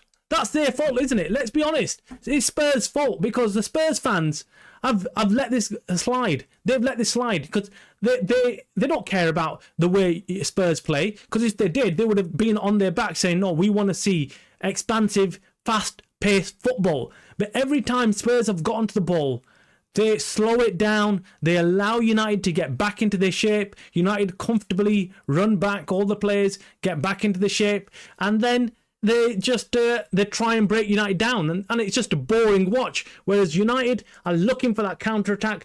United are the team that are looking to play that aggressive football, and yeah, it's looking positive so far. Anyway, guys, the players are back out for the second half, so here we go again. Let's go. Second half. Here we go. Later, lads. Cheers. See you at full time. Of course we will. We will look forward to your analysis, Dave, at full time. Anyway, the players that Spurs have made a substitution. It looks like they've made a substitution on the left wing. I can't see who's come off. Let me just see. It looks like Koulibaly has been taken off. Koulibaly has been taken off. He didn't do much in the first half, to be honest with you. He didn't really have much on the ball. Here we go. Starter has started, guys. We have got second half has kicked off. United back at it again. Spurs looking to now get a grip of the game, and hopefully they're hoping that they get a shot on target. But United just need to carry on doing what they're doing. Just stay alive to the second half. Spurs attacking immediately, crossing that ball in very early. Lenny Emmons comes in and catches it straight away. Comes out, secures the area. Nice and calm. Love to see it. Love to see Senny Lemons come and relax. Take that, guys. Take that. Okay, second half, guys. Second half has kicked off. Here we go. We just need to stay calm. Stay calm, guys. Stay calm. That's all I'm thinking. I'm thinking, stay calm. Let's go again. It's Dogu on the ball to Luke Shaw. Luke Shaw back to Dogu. Clears it. Kuna now on the ball. Plays it forward, but it gets intercepted and cleared by Spurs. De Ligt with a header. And it goes to Bruno Fernandes, who plays it back to Shaw. Just need to slow the game down. We need to do a bit of fossil football right now. We need to just completely play. Is he onside? It looks like he's onside. Ahmad on this onside, but he gets tackled by Romero. We need to get Romero sent off, man.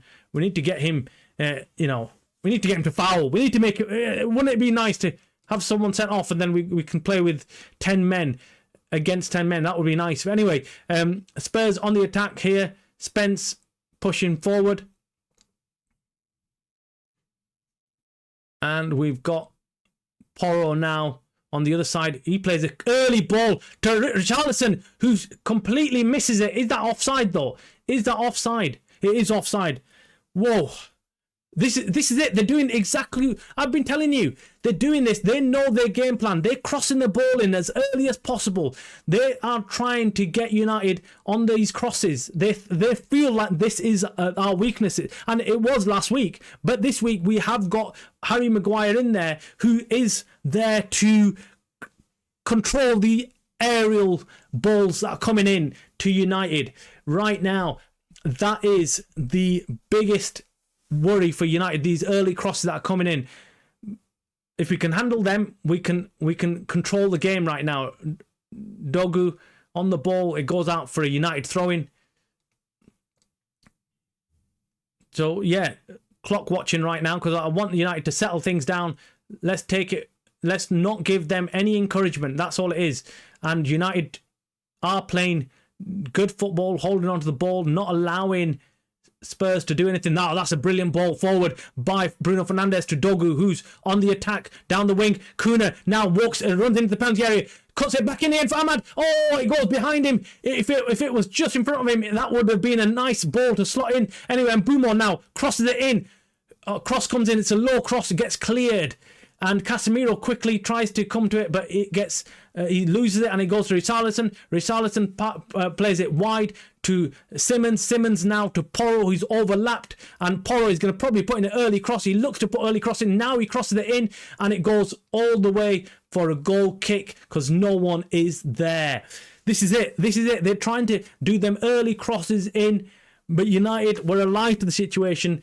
Defensively, United look comfortable. They have coped with this well, man. They're doing well. United are doing well. Encouragement. And that chance was very good for United. Kuna running into the penalty area. He went to the sideline, and then it looked like he just cut back in again, played it back into the penalty area, and it just needed Ahmad to be about maybe another metre or two behind him and in front of him, and he would have been able to slot that ball. That's a foul on Casemiro.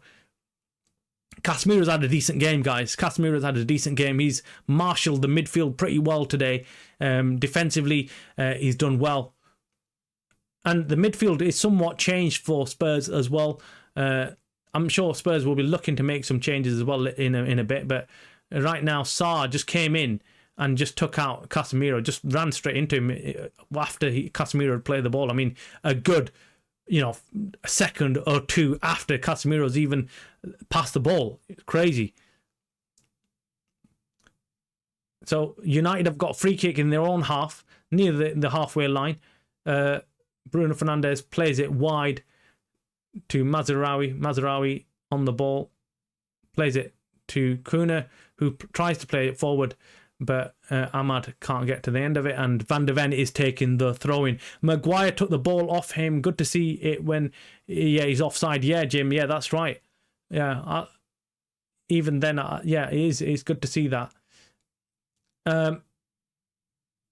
Spurs now on the ball with Sarr. Sarr's been pretty good for him. I mean, Sarr's done a lot of running for him. He's a fast midfield player, does a lot of running, a lot of work for him. But United overall have controlled the game really well. Again, they've dropped back into this defensive shape, not allowing them to play forward. And now when they do, they are pushing forward and pressuring them.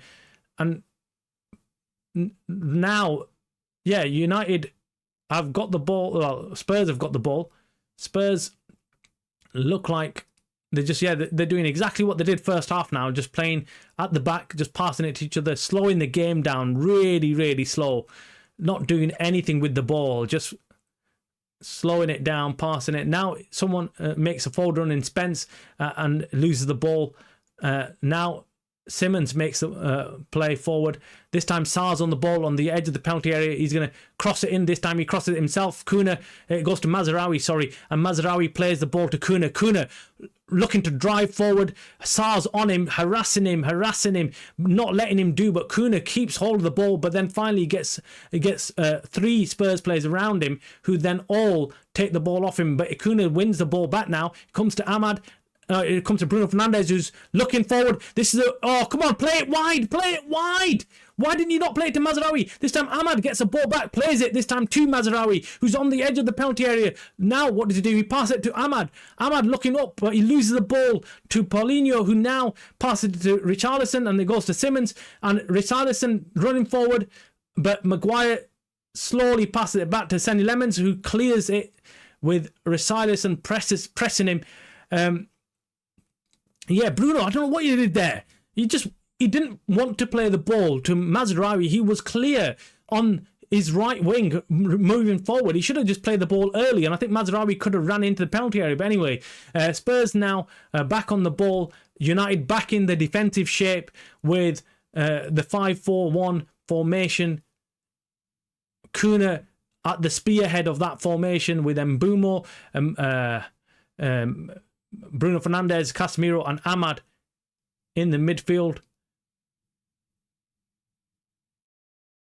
Spence now on the ball. Ahmad defending. Spence looking to pass it. He passes it back to Romero. Romero now looking forward, passes it to Porro. Porro passes it to Brennan Johnson, and an early ball again. Cross comes in this time. This time it drops dangerously to Paulinho in the penalty area. And thankfully he couldn't control it, and it's gone out now for a corner kick. Bruno not releasing the ball early enough. No, he didn't. He didn't release it. I was hoping. Look, that was a good chance. Anyway, cross comes in, and it's a goal. Oh no, it's not a goal. Oh my god. Oh man, that's a brilliant save by Senny Lemons. Heart in the mouth moment, guys, for Man United fans. That was a easy chance. Oh my God, how did he miss that? What a save by Senny Lemons, though. I mean, I thought that was in. I just thought that's in. That's in. No way has Senny Lemons saved that. But Senny Lemons sticks out a leg and saves that, man. That is brilliant. This is it. These early balls is what we need to watch out for. United got away with that one. We need to play. That's a foul on Xavi Simons. This is given encouragement to Spurs, who are now up for it a bit more. Xavi Simons tussling with Kuna and really playing some aggressive football, and Kuna fouls him on the edge of the penalty area, and it's a free kick to Spurs. What a save. What a save. It is crazy. Yeah, Jamie. Yeah, what a save, man. Did you see that? That was crazy. Senny Lemons keeps us in the game, guys. Keeps us in the game and keeps us in the lead. But this is a dangerous, dangerous free kick. It's right in the centre of the goals, around about 20 yards out of the penalty area. Pedro Porro standing over it, looking around. Either he could take a direct shot here, but he'll have to hit it pretty hard, or he's going to pass it through or chip it over. Either way, this is, he might. I think he's too far out. I think it's actually about 30 yards out. So I think he's going to probably end up passing it. He does pass it short to Spence. Spence now crosses it in. Header comes in. Oh, another save by Senny Lemons, guys. Another shot by Paulinho this time. Direct shot, and it's saved by Senny Lemons, guys. This is Spurs now really pressuring United. 2 shots on target, 2 massive saves by Senny Lemons. I said to you, these guys haven't had a shot on target so far. That's a foul on Dogu by Spence. And look, I said they've not had a shot on target. They've not had a shot on target so far, Spurs, in the first half. But they've gone and had 2 very good shots on goal. And if it wasn't for Senny Lemons making these key saves, United could have been 2-1 down. That's crazy to say, isn't it? That's crazy to say. This could have been a repeat of last week. This time, Senny Lemons has not allowed that to happen. United, 56 minutes played, and we are in the second half. We need to get this. We need to get this going, guys. We need to get this going. We need to make sure we don't allow this to happen now. We don't allow this to happen, man. United trying to slow down the pace themselves now, because I'm going to be honest with you, it's not looking good right now. It's not looking good. It's not looking good, guys. We need to weather this storm. We need to weather this storm and then go again. We need to go again.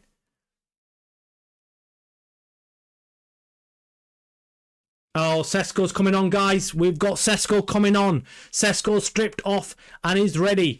And he's making his way out onto the pitch. Well, he's on the sidelines. Substitution hasn't happened because this carried on playing United. I wonder who's going to come off. I wonder who is going to be the one who Rúben Amorim is going to take off. Ahmad, this time on the ball. Casemiro plays the ball forward to Bruno Fernandes. Bruno Fernandes plays a long ball forward to Mbeumo, who's one-on-one with Pedro Porro, it looks like here. Or is it Romero? And Dogu plays it in. Oh, crosses it in. He had no one in the penalty area. And that's probably why Sesko is being brought on, because we have got nobody in the penalty area. That was Mbeumo there. He had the ball and there's no one in front of him. Nobody. Then Dogu overlaps. He's not offside. Plays the cross in. I don't know what he is trying to do there, because it wasn't a cross and it wasn't a shot. We keep passing it to Spurs players. Switch on. Yeah, we need to. We're losing the ball. Sesko's coming off on, guys, and it looks like it's Mazraoui who's coming off. So Sesko's coming on, and it looks like they've pulled up. Is it Mazraoui? Would be a strange substitution, but I think it is. I think Mazraoui's come off. And Ahmad is going to drop back into the right wing back position, and Mbeumo's going to go into his traditional. Well, he's actually playing on the right wing position right now. But I'm sure that's the setup. Surely surely they're going to play. Rúben Amorim's talking to a few of his assistant coaches now. So he's telling Ahmad to stay on the halfway line. He just said, Ahmad, shouted to him saying, stay here. So, and there's Ahmad on the halfway line. So it is set up like we have done previously, guys. So we've gone back to Ahmad now playing in the right wing back position. Mazraoui has been brought off now. Not that Mazraoui's done much wrong. I think it's just Mazraoui has just come back from injury, and he's probably given some rest time to Mazraoui, and play has stopped because of Pedro Porro, who is who's gone on the floor. Yellow card for Porro. Yeah, he's down on the floor, acting like he's done nothing wrong.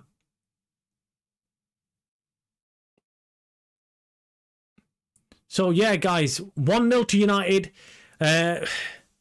59 minutes played. We've got plenty of time in the game. Sesko's just been brought on. Sesko needs to play. Get in there. I want Sesko to score a goal today, man. I want Sesko to score a goal. I want him to show what he's made of. This is a complete joke. Ahmad relegated back to the wing back. Just replace Mazraoui with a proper defender. Yep, this is it. This is it, guys. This is why I say it time and time again.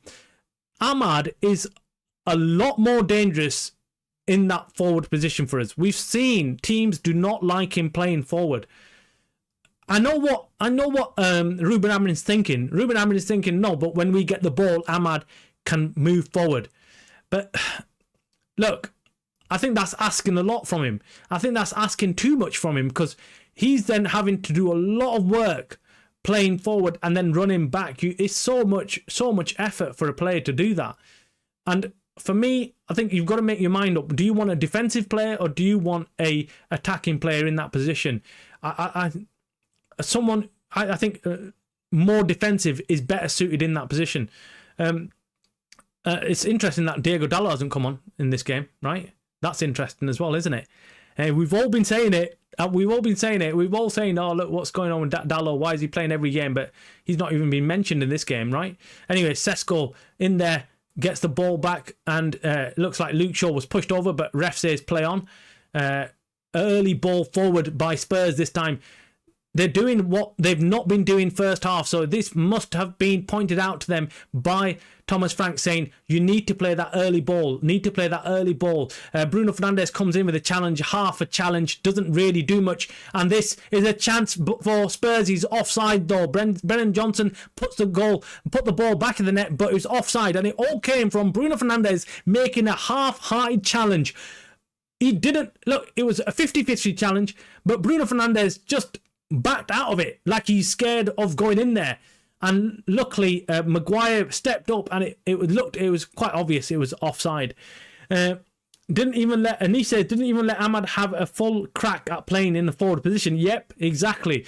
It's not fair. I like many fans, no, I look at Ahmad and think we're wasting this kid playing in that position. He is as good as many of our other forward players. So why is he being sacrificed? Why is he the one who's being asked to do this job? For me, he should have switched it around, should have kept Ahmad further up. If Mazraoui needed to be replaced, yes, I know it sounds crazy, but maybe, just maybe, we could have brought on Dallo, or maybe switched it up where we're playing someone else, maybe even Lenny Euro coming on and playing in that position. So yeah, that's what I would have done. But then again, I'm not the manager, am I? So let's not get carried away, right? Let's not get carried away. We can all dream. Thank God Bruno off. Yeah, man. It's just right. Okay. Man United pushing forward.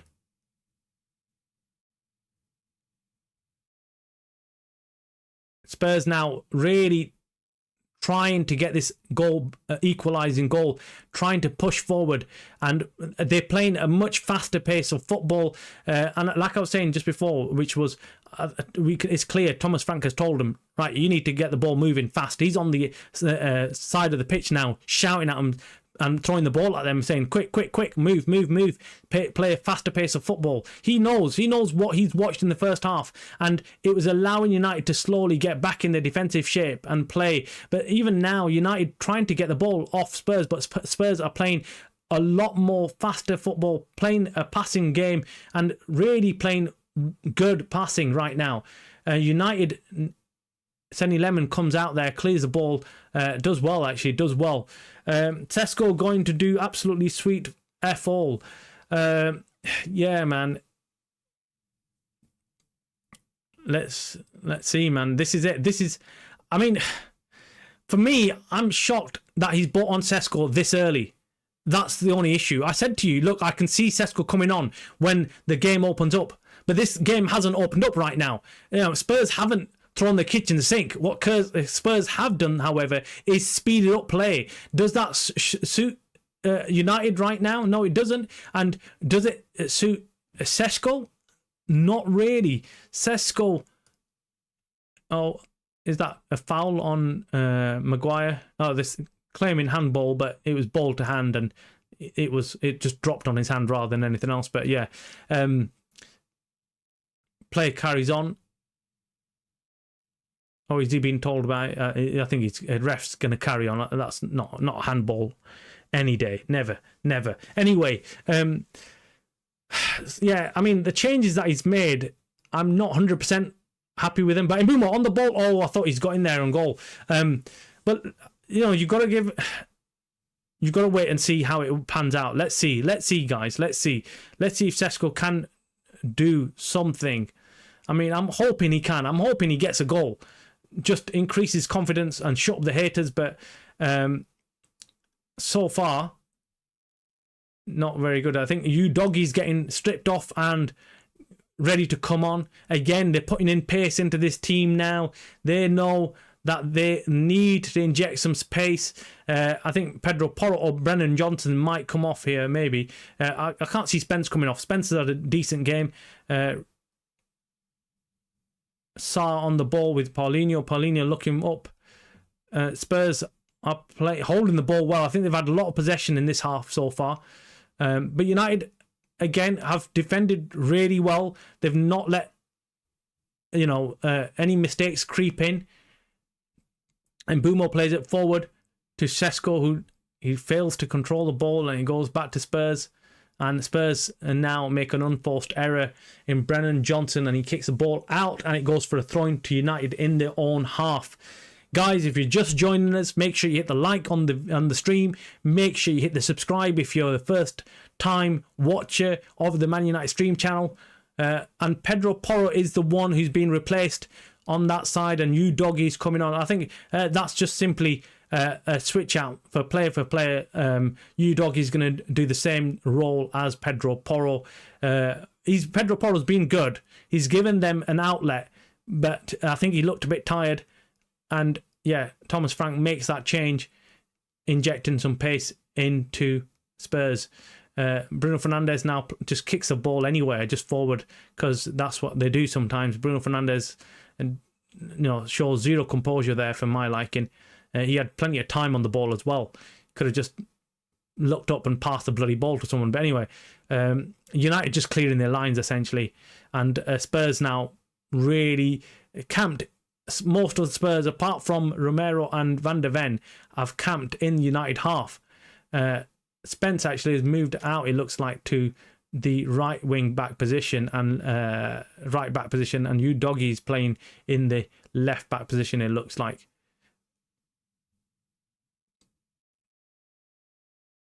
Spence with a throwing in for Spurs. Richarlison running onto it, plays it back. Dangerous, guys. This is Udogie on the ball, looking up, but Casemiro marshals him out. But this time again, Sarr plays it in. Is it cross coming in? Udogie plays the ball. Oh, Bruno just about intercepts it, but just holds on to the ball like he's got the whole hour left to play right in his own bloody penalty area. He should have played it early there, but he holds on to it and he loses it, and it goes to Spurs again, who are now building back from the back again. Romero on the ball to Paulinho. This is a lot of defensive work being United are having to do. Richarlison on the ball.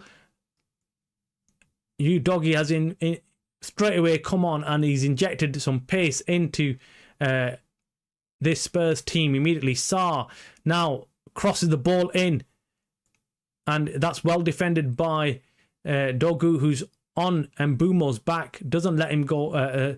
Defended by Dogu, and he plays the ball forward to Šeško now. Is Šeško onside is the question. Šeško looks like he's onside, yeah, and he slows the game down, passes it to Mbumo, and Mbumo passes it to Dogu. Maguire's clutching his hamstring, guys. Maguire off the ball is clutching his hamstring. Could this be an issue for him? Let's hope not. Let's hope not. He is, guys. He's pulled his hamstring. Maguire's pulled his hamstring, guys. This is not good news. He's almost like hobbling right now. Bruno with a chance. Oh, no, man. No. What did you do? Oh, my God. He was through on goal. 1-on-1 with the keeper. Ahmad with a beautiful lofted ball straight to Bruno Fernandes. He brought it down. He did the hard work, and then he doesn't get it on target. What was he doing? Oh, my word. Oh, man. Oh, seriously. He just needed to compose himself a little bit more. Oh, damn, man. Ugarte's coming on, guys. Mount's coming on. Take bloody Bruno Fernandes off, guys. Take him off. Maguire, surely Lenny Euro has to come on as well, though. Surely. What's happening here? Is it Mbumo that's coming off? I think Mbumo's coming off, guys. I think Mbumo is being brought off. This is ridiculous, if that's the case. That is ridiculous. That is silly. Silly stuff if that's happening, man. What is going on there? What is going on? Oh, no, man. Oh, no. Silly. Is it Mbumo? Mbumo's looking up, man. Actually, no, he's not coming off. Thank God. I was thinking, what's going on? Yeah, Lenny Euro's coming on for Harry Maguire, but we've got Ugarte and Mason Mount coming on as well. So two midfielders obviously coming off. So it's Casemiro. Let's see who the other one is. Mason Mount coming on for who? Kuna, what are you playing at, man? What are you playing at? What game are you watching? What game are you watching, Rúben Amorim? Seriously. Anyways, I look at it and think, what, Bruno Fernandes should have finished that shot, man. But anyway, Mason Mount coming on is positive because we need some reinforcements in there. Our legs are almost gone now. We look like second to the ball. We need to start pushing forward. Mount immediately on the ball and pass it to Ahmad. Looks like we're going. Again, I think this is a positive change in terms of Bruno Mason Mount. Mason Mount coming on is going to give us that defensive shape as well, and he works hard. He works hard. So let's hope we can see that. Lenny Euro has now slotted into where Maguire was, and yeah, it's still that three at the back. So yeah, I mean, look, we're lucky we've got someone like Lenny Euro again. That's what it's all about. Now, oh, this is a through ball. Oh, Šeško on the ball. Oh, no. Vicario comes out just in time. Just before. I mean, is he offside? He was offside as well. He was offside. I thought Bruno was coming off niche. Yeah, I thought that as well. I genuinely thought that. And Mbumo, no, he's not. He stayed on. And Mbumo stayed on the pitch. That looked very tight for that offside as well. And Mount for Kuna. Sack him. Yeah, I mean, how he's made that change, I have no idea. Because Kuna is very, very good at just seeing out the game for us. United attacking now, and it gets kicked out for a United throwing in the Spurs half. Yeah, guys, again, some really questionable substitutions made today by Rúben Amorim, but we've got just over 15 minutes to play. No, sorry, not 15 minutes. We've got, what is it? Yeah, we've got plenty of time. We've got more than that. We've got more than 20 minutes. Okay, this is a chance. Oh, come on. That's not a foul. United now seeing a bit more of the ball in the further up positions. And Romero's gone down, saying that his head's been kicked by Sesko, but he's literally took his head down and headed the ball. I mean, makes no sense. How does that make sense? How does that make sense if you're heading the ball down, if you're looking down trying to head the ball? How is that a free kick to Spurs? I have no idea. But anyway, Spurs with the free kick, they take it, goes back to Vicario, the goalkeeper, who looks up, kicks the ball out wide, and let's see.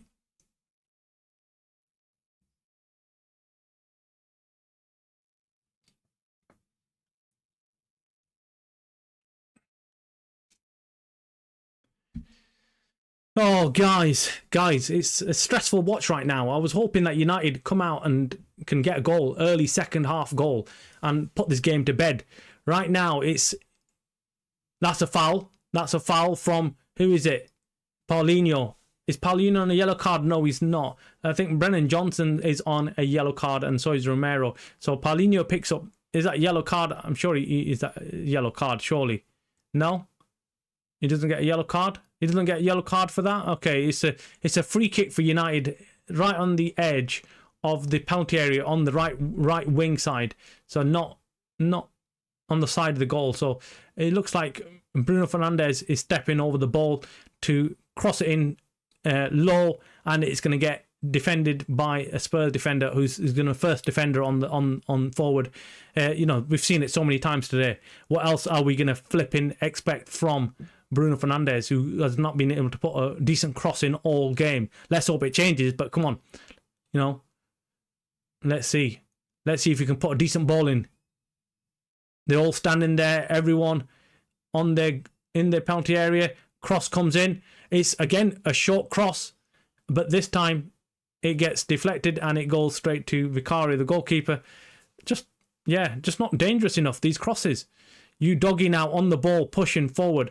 Paulinho passes it back to Paulinho, who passes it to Romero. Romero on the ball. Romero passing it forward to Spence. Spurs now really looking to play fast football and football out quickly, but they've not been managed to do that. So they've gone all the way back to their goalkeeper, Van de Ven, now on the ball, who passes it to. It was a shit cross. Yeah, Jim.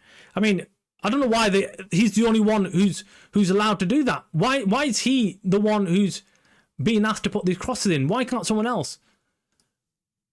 Silly game right now from Bruno Fernandes. But again, he stayed on the pitch. Bentancur is getting stripped off, and Tell looks like he's stripping off as well. So them are the two new players, substitutions Spurs are looking to make. Again, Bentancur is obviously going to drop into that midfield to secure the midfield. And of course, Tell is the attacking player that they're going to bring on. I think Brennan Johnson probably come off for him. I can't see anyone, or maybe even Richarlison, who's had a quiet game. But let's see. Ahmad, brilliant, wins the ball back to Bruno Fernandes. Now Bruno Fernandes passes it to Ahmad. Ahmad, quick ball to Sesko. Come on, run on the ball. Come on. This is one-on-one with the defender, but he gets tackled. He does play it back, but then Spence comes in and helps out his centre-back. Oh, man. That was a good chance, but again, just didn't drop well enough for him. It's a good ball by Ahmad, though. Dogu now looking to run forward, but loses the ball. It's a kind of rubbish dribble. He was going to always lose the ball. He'd never looked like he was under control. So he loses the ball. Xavi Simons now on the halfway line, moving out for Spurs, passes it to Brendan Johnson. Brendan Johnson back to Xavi Simons. Xavi Simons now to Richarlison. 1-2. Xavi Simons now running forward, looking to get forward, but it drops to Mount, who tackled him, and Ahmad is running out with the ball. Ahmad, beautiful dribbling. Oh, beautiful. Goes past two of the defenders, and then Van de Ven had to come in and make that challenge. Spence is down with an injury, it looks like, as well. So this could be a change for... It's Dogu who stepped on his foot. It doesn't look like it's an injury that will make him come off, but Dogu gets a yellow card for that. Wow. That's silly. That's silly, that. Bentancur, guys, has come on.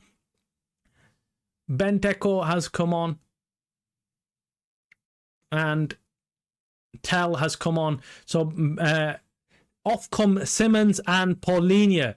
Paulinho's come off he's had a decent game. Simmons has had a decent game. Teko, Benteke and Tel have come on. So Spurs, I think they've made all the substitutions now. They've put on, full team. They've used all the substitutions and they're really pushing now. They're really pushing to get this equalising goal. United holding off so far. Tel on the ball now. Is it Tel? No, it's Sarr. Sarr's had a really good game for him. Cross comes in now. Cross comes in. Oh, dangerous. We were... Lenny Euro, is that a corner kick? It's a corner kick, guys. Is it? No, is it a goal kick? It's a goal kick. Mount does well there. A cross came in, and really another high cross. Lenny Euro and Ahmad were caught at the back. And here comes Dalot now. Dalot's coming on, and Dogu's coming off. So Dogu's picked up that yellow card, and I think immediately that's, worried Rúben Amorim, and he's been brought off. And Dalot is coming on. I wonder if he's gonna go straight into the. I think he's gonna slip into that right wing back position. Dalot comes on, guys. We've got just over 10 minutes now of this half. So 34 minutes have gone by. We've got 10 minutes and injury time to see this game out. We can do this. I mean, the game is stretching. The game is stretching, but United just need to defend and do well. They've got plenty of good players on this pitch now. Spurs lose it. Ahmad on the ball now. Ahmad driving forward, looking up, looking for a pass, but he plays it back to Lenny Euro. Lenny Euro now plays it back to De Ligt, who plays it to Luke Shaw. So they're making their way around the pitch. So Mbeumo, it goes to Mbeumo, and it goes to nobody, because Dalot's first touch is to kick the ball to nobody. Pass it to nobody. There was no pressure on him, and he just passed it to nobody. And all the Man United players left shocked, actually. They're just looking at each other thinking, who the hell did he play that ball to? Flipping idiot. Flipping joker he is. Pisses me off, honestly. When I watch Dalot play, just turns my mood into... Honestly, turns me off, man. Just irritates the hell out of me. Anyway, it's just... His play is just shit. I'm shocked he's a Man United player. I'll be honest with you. Anyway, Ahmad with a clearance to Vicario. No one up in the half, Spurs half. And Vicario now plays it to Romero. And Sarr's on the ball, who plays a quick forward pass to Udogie. Udogie looking up, running forward, passes it to Richarlison. Richarlison now passes it to Ugarte. Ugarte plays it to Bruno Fernandes. That's a good ball over the top for Ahmad now. But Ahmad can't run onto it because it goes over his head. But Ahmad keeps ball but plays it back now to Bruno Fernandes.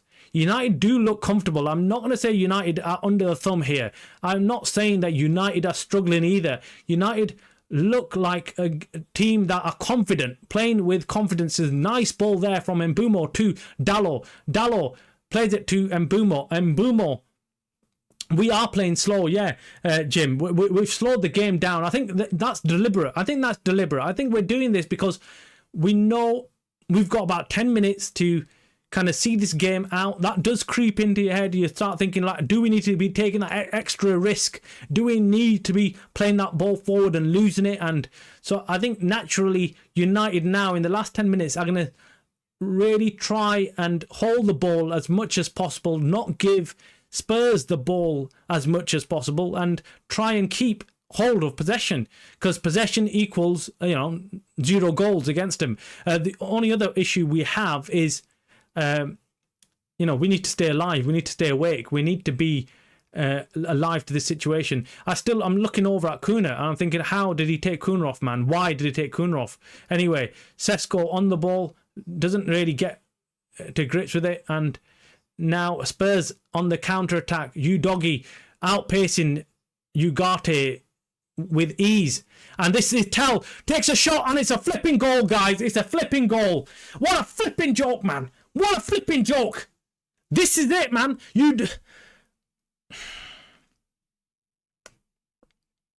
We had the flipping game in the bag. This shit Tottenham team were nowhere.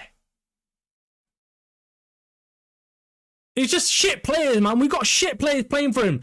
Like, Ugarte got totally done over by Udogie, man. And then it's De Ligt who allows Tal to turn. But it was silly play. It was silly play already, man. We were already flipping cut out because we let them come forward with the ball. There was a slight deflection, but it was going in anyway, man. It was going in. It was going in either way. He was point blank. He had a shot and shit, man. Shit, I'm so pissed, man. So pissed. Just, it was going to come, wasn't it? It was the changes that we made. We kept fucking Bruno Fernandes on. And now United are like, yeah, now what are you going to do? You're away from home. You need to make this count. You need to make this count. You don't come away from home and think, right, okay, we can defend a 1-goal lead, right? That's just silly. You're asking for trouble. And we've been crying out for it. We've been saying, look, we need to flipping have. We need to have another goal. We need to get another goal. You don't take off players like Kuna and expect United to still be playing well. Mount now on the ball, is it? Oh, Sesko, this is a chance. This is a flipping chance. Oh, you've got to score them goals, man. You've got to score. You've got to score. It was 1-on-1.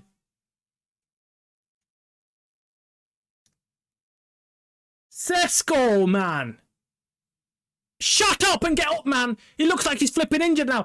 That was silly, man. Anyone could have scored that goal. Anyone. It was on the flipping plate for you. It was 1-on-1. All he needed to do was slot the flipping goal. I thought it was a goal. I genuinely thought it was a goal. I thought, right, this is it. This is Sesko's moment. It's a goal kick for United, man. We've got about 5 minutes to flip and play normal time. Sesko's down, still on the floor. He's injured. Get him flipping off. Get him off, man. Get him off. He's off. He's injured. He's injured. He's down. He's not getting back up. Sesko, he's saying he's injured, but I don't know what he did there. What happened, man? He froze. He just froze in front of goal, man. He froze and Van der Ven just slid in and made the tackle. And I'm sure he's so embarrassed that he's staying down because he's thinking, oh, I must have an injury because I don't know what happened to me. I don't know what happened to me.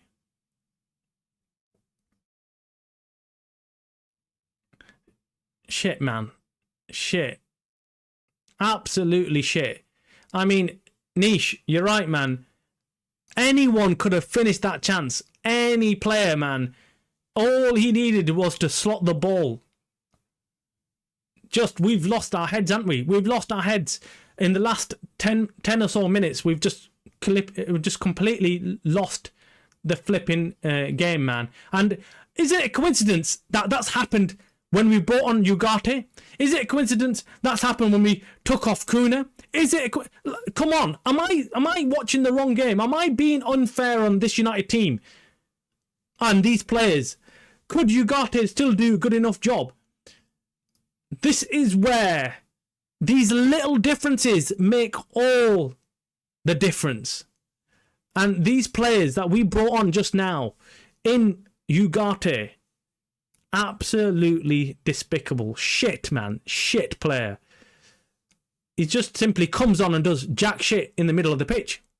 Yeah, and we've got Kuna, we've got Sesko now hobbling off, yeah. I don't know whether they're going to bring on somebody, but flipping take him off. I mean, save him the flipping embarrassment, I'm telling you. Save him the embarrassment. He's off, but who's coming on? I don't know who's coming on. Who's stripping off for United? I can't tell who's coming on because they're not even showing who the flip is coming on for United. But bring Kuna back on. That's what I say. Flipping joke, man. I mean, he made the substitution too early. I said early on, I thought, look, if Sesko does come on, you need to bring him on in the latter stages of the game, in the last 5-10 minutes, not early. And he put him on, on the 60th minute or something. Just stupid substitutions here so far.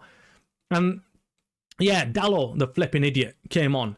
I mean, he's negative. I mean, as soon as he comes on, we always end up losing the goals. Ahmad, his wing-back role is completely pointless.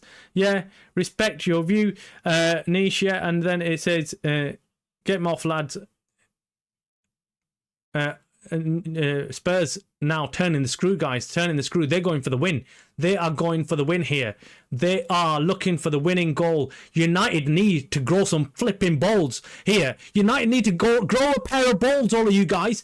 Oh my God. Another shot from Tell. Who's marking flipping Tell? Flipping, get in there. Just flipping, knock him one. Punch him out. Just get him off the flipping ball.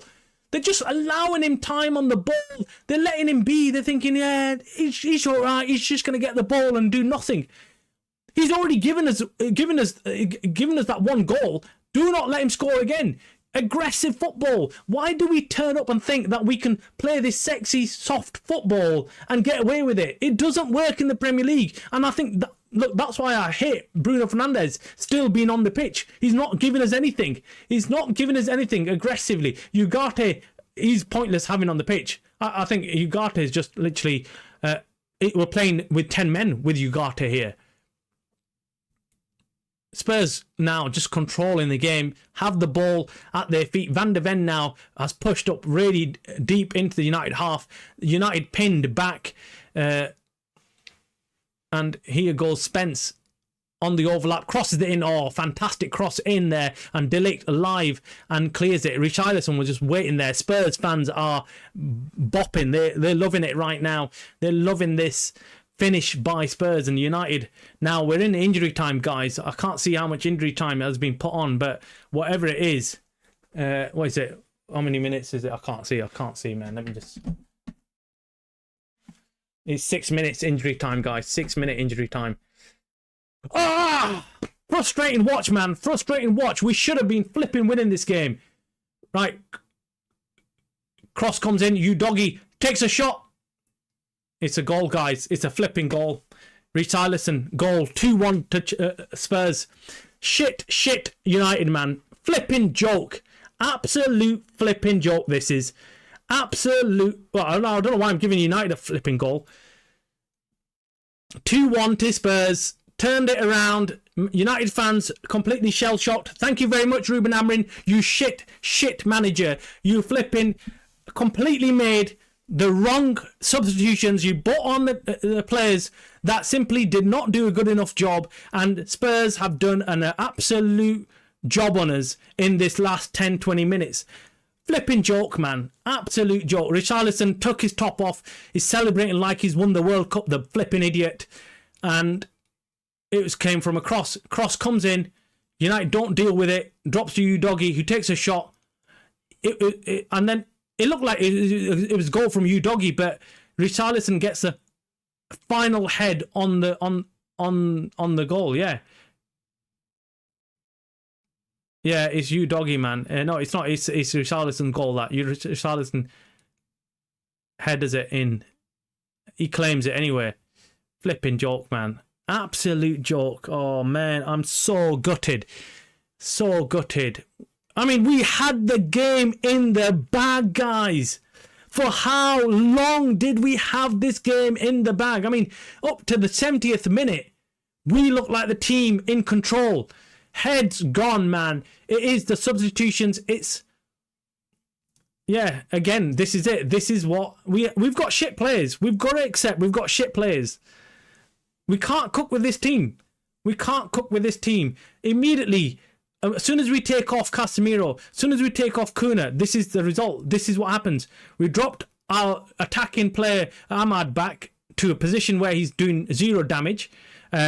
He's the one who's done the damage for us in the last few games, and now we just can't keep up with the pace right now. Spurs are just trying to push forward again. Udogie going forward, just causing us nightmares, man. This is just, oh man, oh my God. Please sack this Dosser, niche, sick to death, hospital tactical. Yeah, I mean, oh guys, this is awful watch. From where we are flipping going, we were comfortable, we were enjoying this game. and what's happened to United in these last 10 minutes. And to lose the game in injury time, guys. I mean, it's stupid. It's like schoolboy stuff.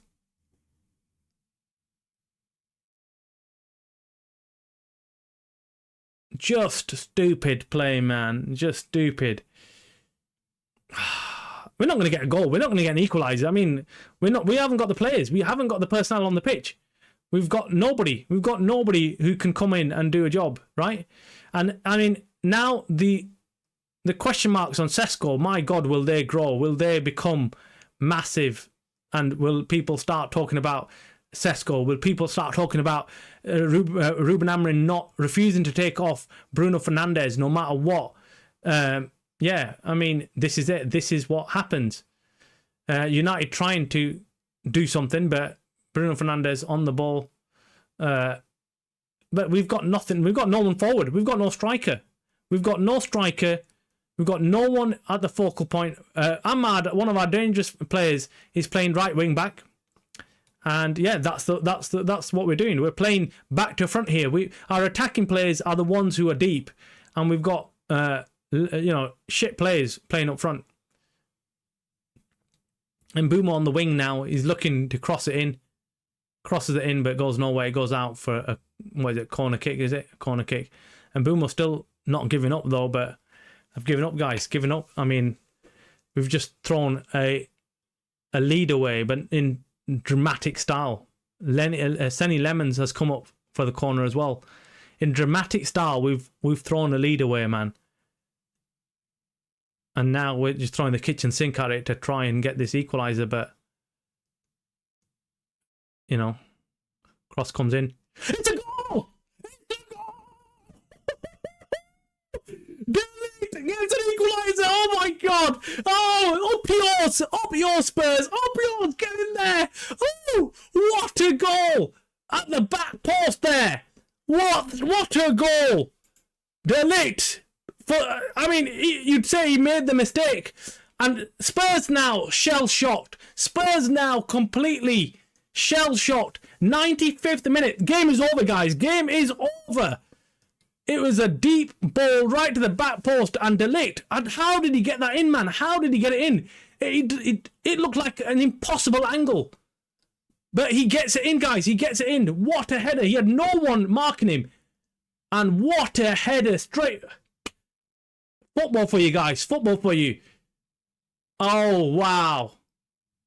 Wow. Never say never. I mean, I'm looking at Senny Lemons thinking, what's he doing? What's he doing up front, man? He's there. Will he get header in? And oh, God. This game, man. It's unbelievable, isn't it? It's crazy, Niche. What is going on, man? What is going on? It's full time, guys. It must be. Come on, blow the whistle. 6 minutes. We've had more than 6 minutes now. Free kick to United. Just take the draw. Take the draw and call it a day, guys. Call it a day. I'm happy with the draw. I take the flipping draw, man. Take the draw. Away from home against Spurs. I'd take that. I'd take that now. I'd take that. I mean, we were winning. But I'd take this and say at least we didn't lose away from home. Come on. Come on.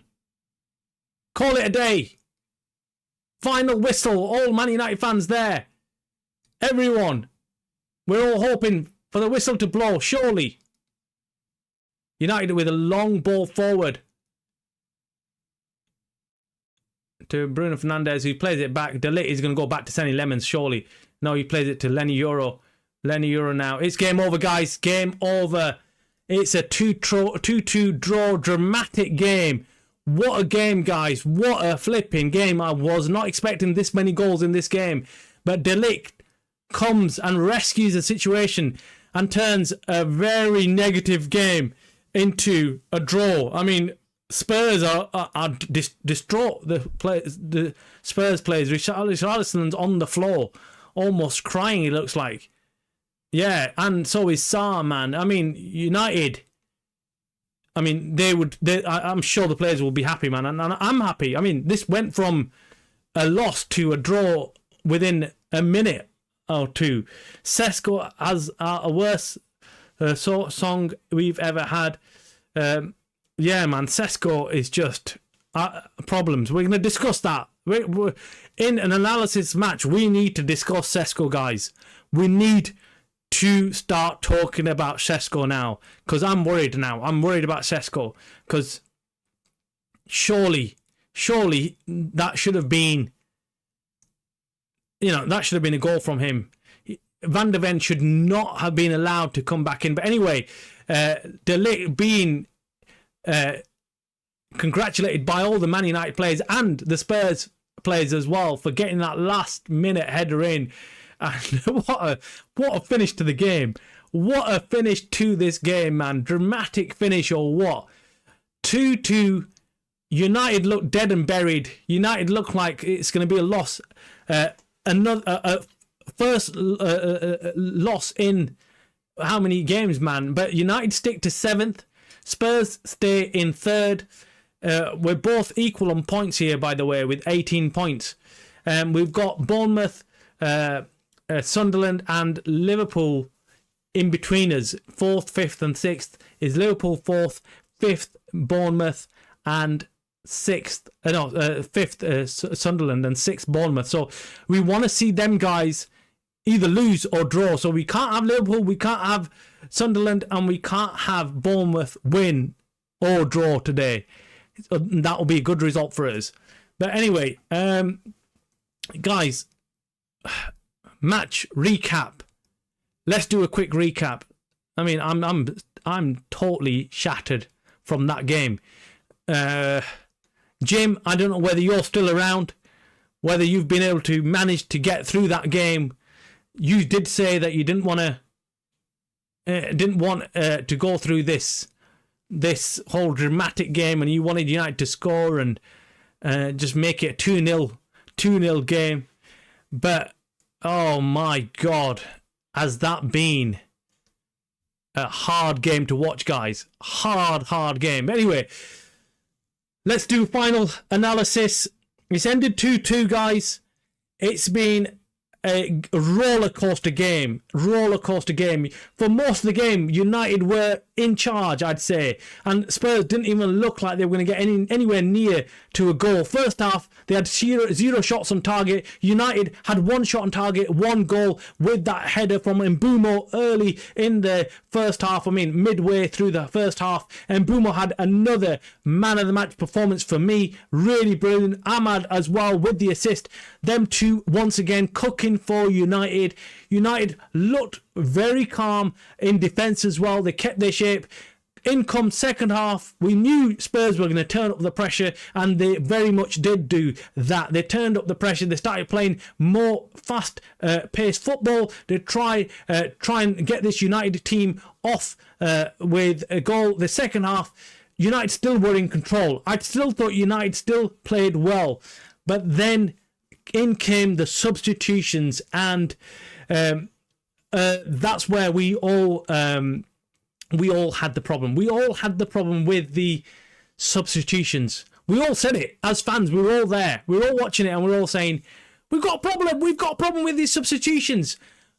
Casemiro coming off, huge loss for us. I think this is something that we need to discuss. As soon as Casemiro comes off, we go really weak in the middle of that pitch. Why? What's going on?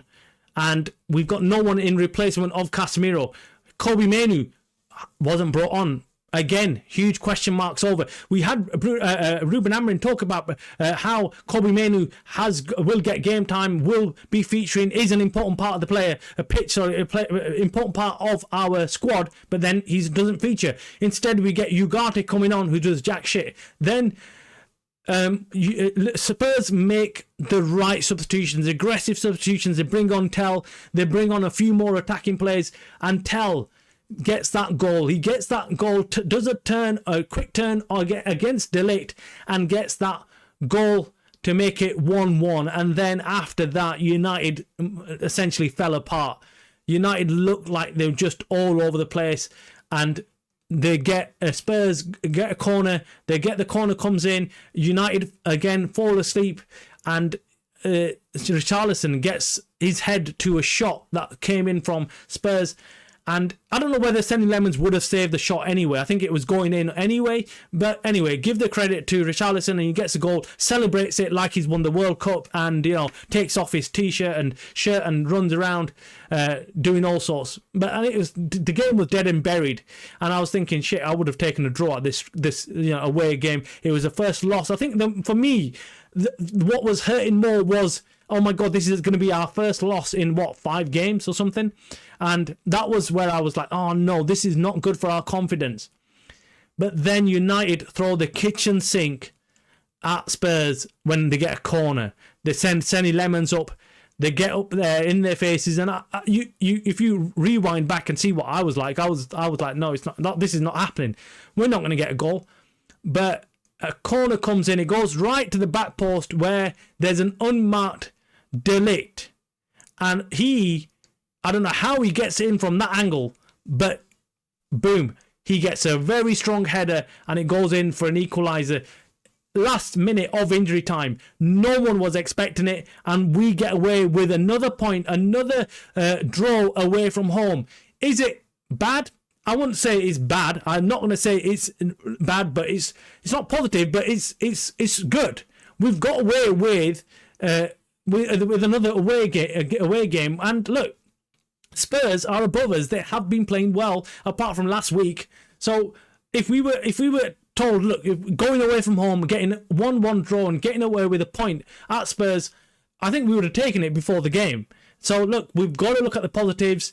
There are lots of negatives we also need to discuss. I'm not going to do it today. I'm going to do an analysis a show tomorrow where I've probably calmed down a little bit and we can go through everything. Niche, what is it? We have to buy Casemiro replacement in January. Money, no object. Throw millions at Wharton. Absolutely agree with you. I agree with you 110%. After watching today's game, it's more evidence. It's more evidence that we are desperate for a midfield player that can come in and play alongside Bruno Fernandes. As soon as Casemiro goes off, what happens if Casemiro gets injured? We are totally shafted. So we've heard this actually yesterday. I was reading reports on how Rúben Amorim has said to the board, it's an absolute must for us to go and sign a midfield player, a defensive midfield player in the January transfer window. And if we do not do that, season over for us. And that's exactly what Anish, I agree with you. We watched the game together today, and we can see what's missing in this United team. And we're all Man United fans. We all know when we're watching football, when we're watching our team play, we know who is the weak link. We know this, and we've got to accept it. We've got to wake up and say, right, okay, do you know what? We need someone else. We need someone else. And we also need to have the ability to take off players and have good players stepping in. Also, Ahmad playing in right wing back, for me, not good enough. Not good enough to be playing one of our best attacking players in a defensive role. We need him further up the pitch. We need him to be playing in that position. I think the game, when we set up and we started the game, Ahmad, Mbeumo, Kuna were very, very good. That's our attacking lineup. I can't see Sesko starting next game for us. I can't see that happening. And unfortunately, look, I'm beating the drum here for Sesko. I'm saying Sesko's good and we need to give him time. But after today's performance, I'm looking at him thinking, shit, he makes us worse. He makes us worse. I mean, by him coming on, we looked shitter up front. We look like a team that's not going to score. And I hate to say that, but I'm just saying it like it is. I'm not going to lie to you or lie to myself, and just to remain positive or just to kind of have Man United fans agree with me to say, yeah, actually, Sesko, we need to back him. Yeah, we need to back him, but we also need to be, we need to give some constructive criticism. And the constructive criticism is that he's simply not good enough right now to lead the line for United. If you're going to choose any of those players, who would you choose? Kuna, Ahmad, Mbeumo or Sesko?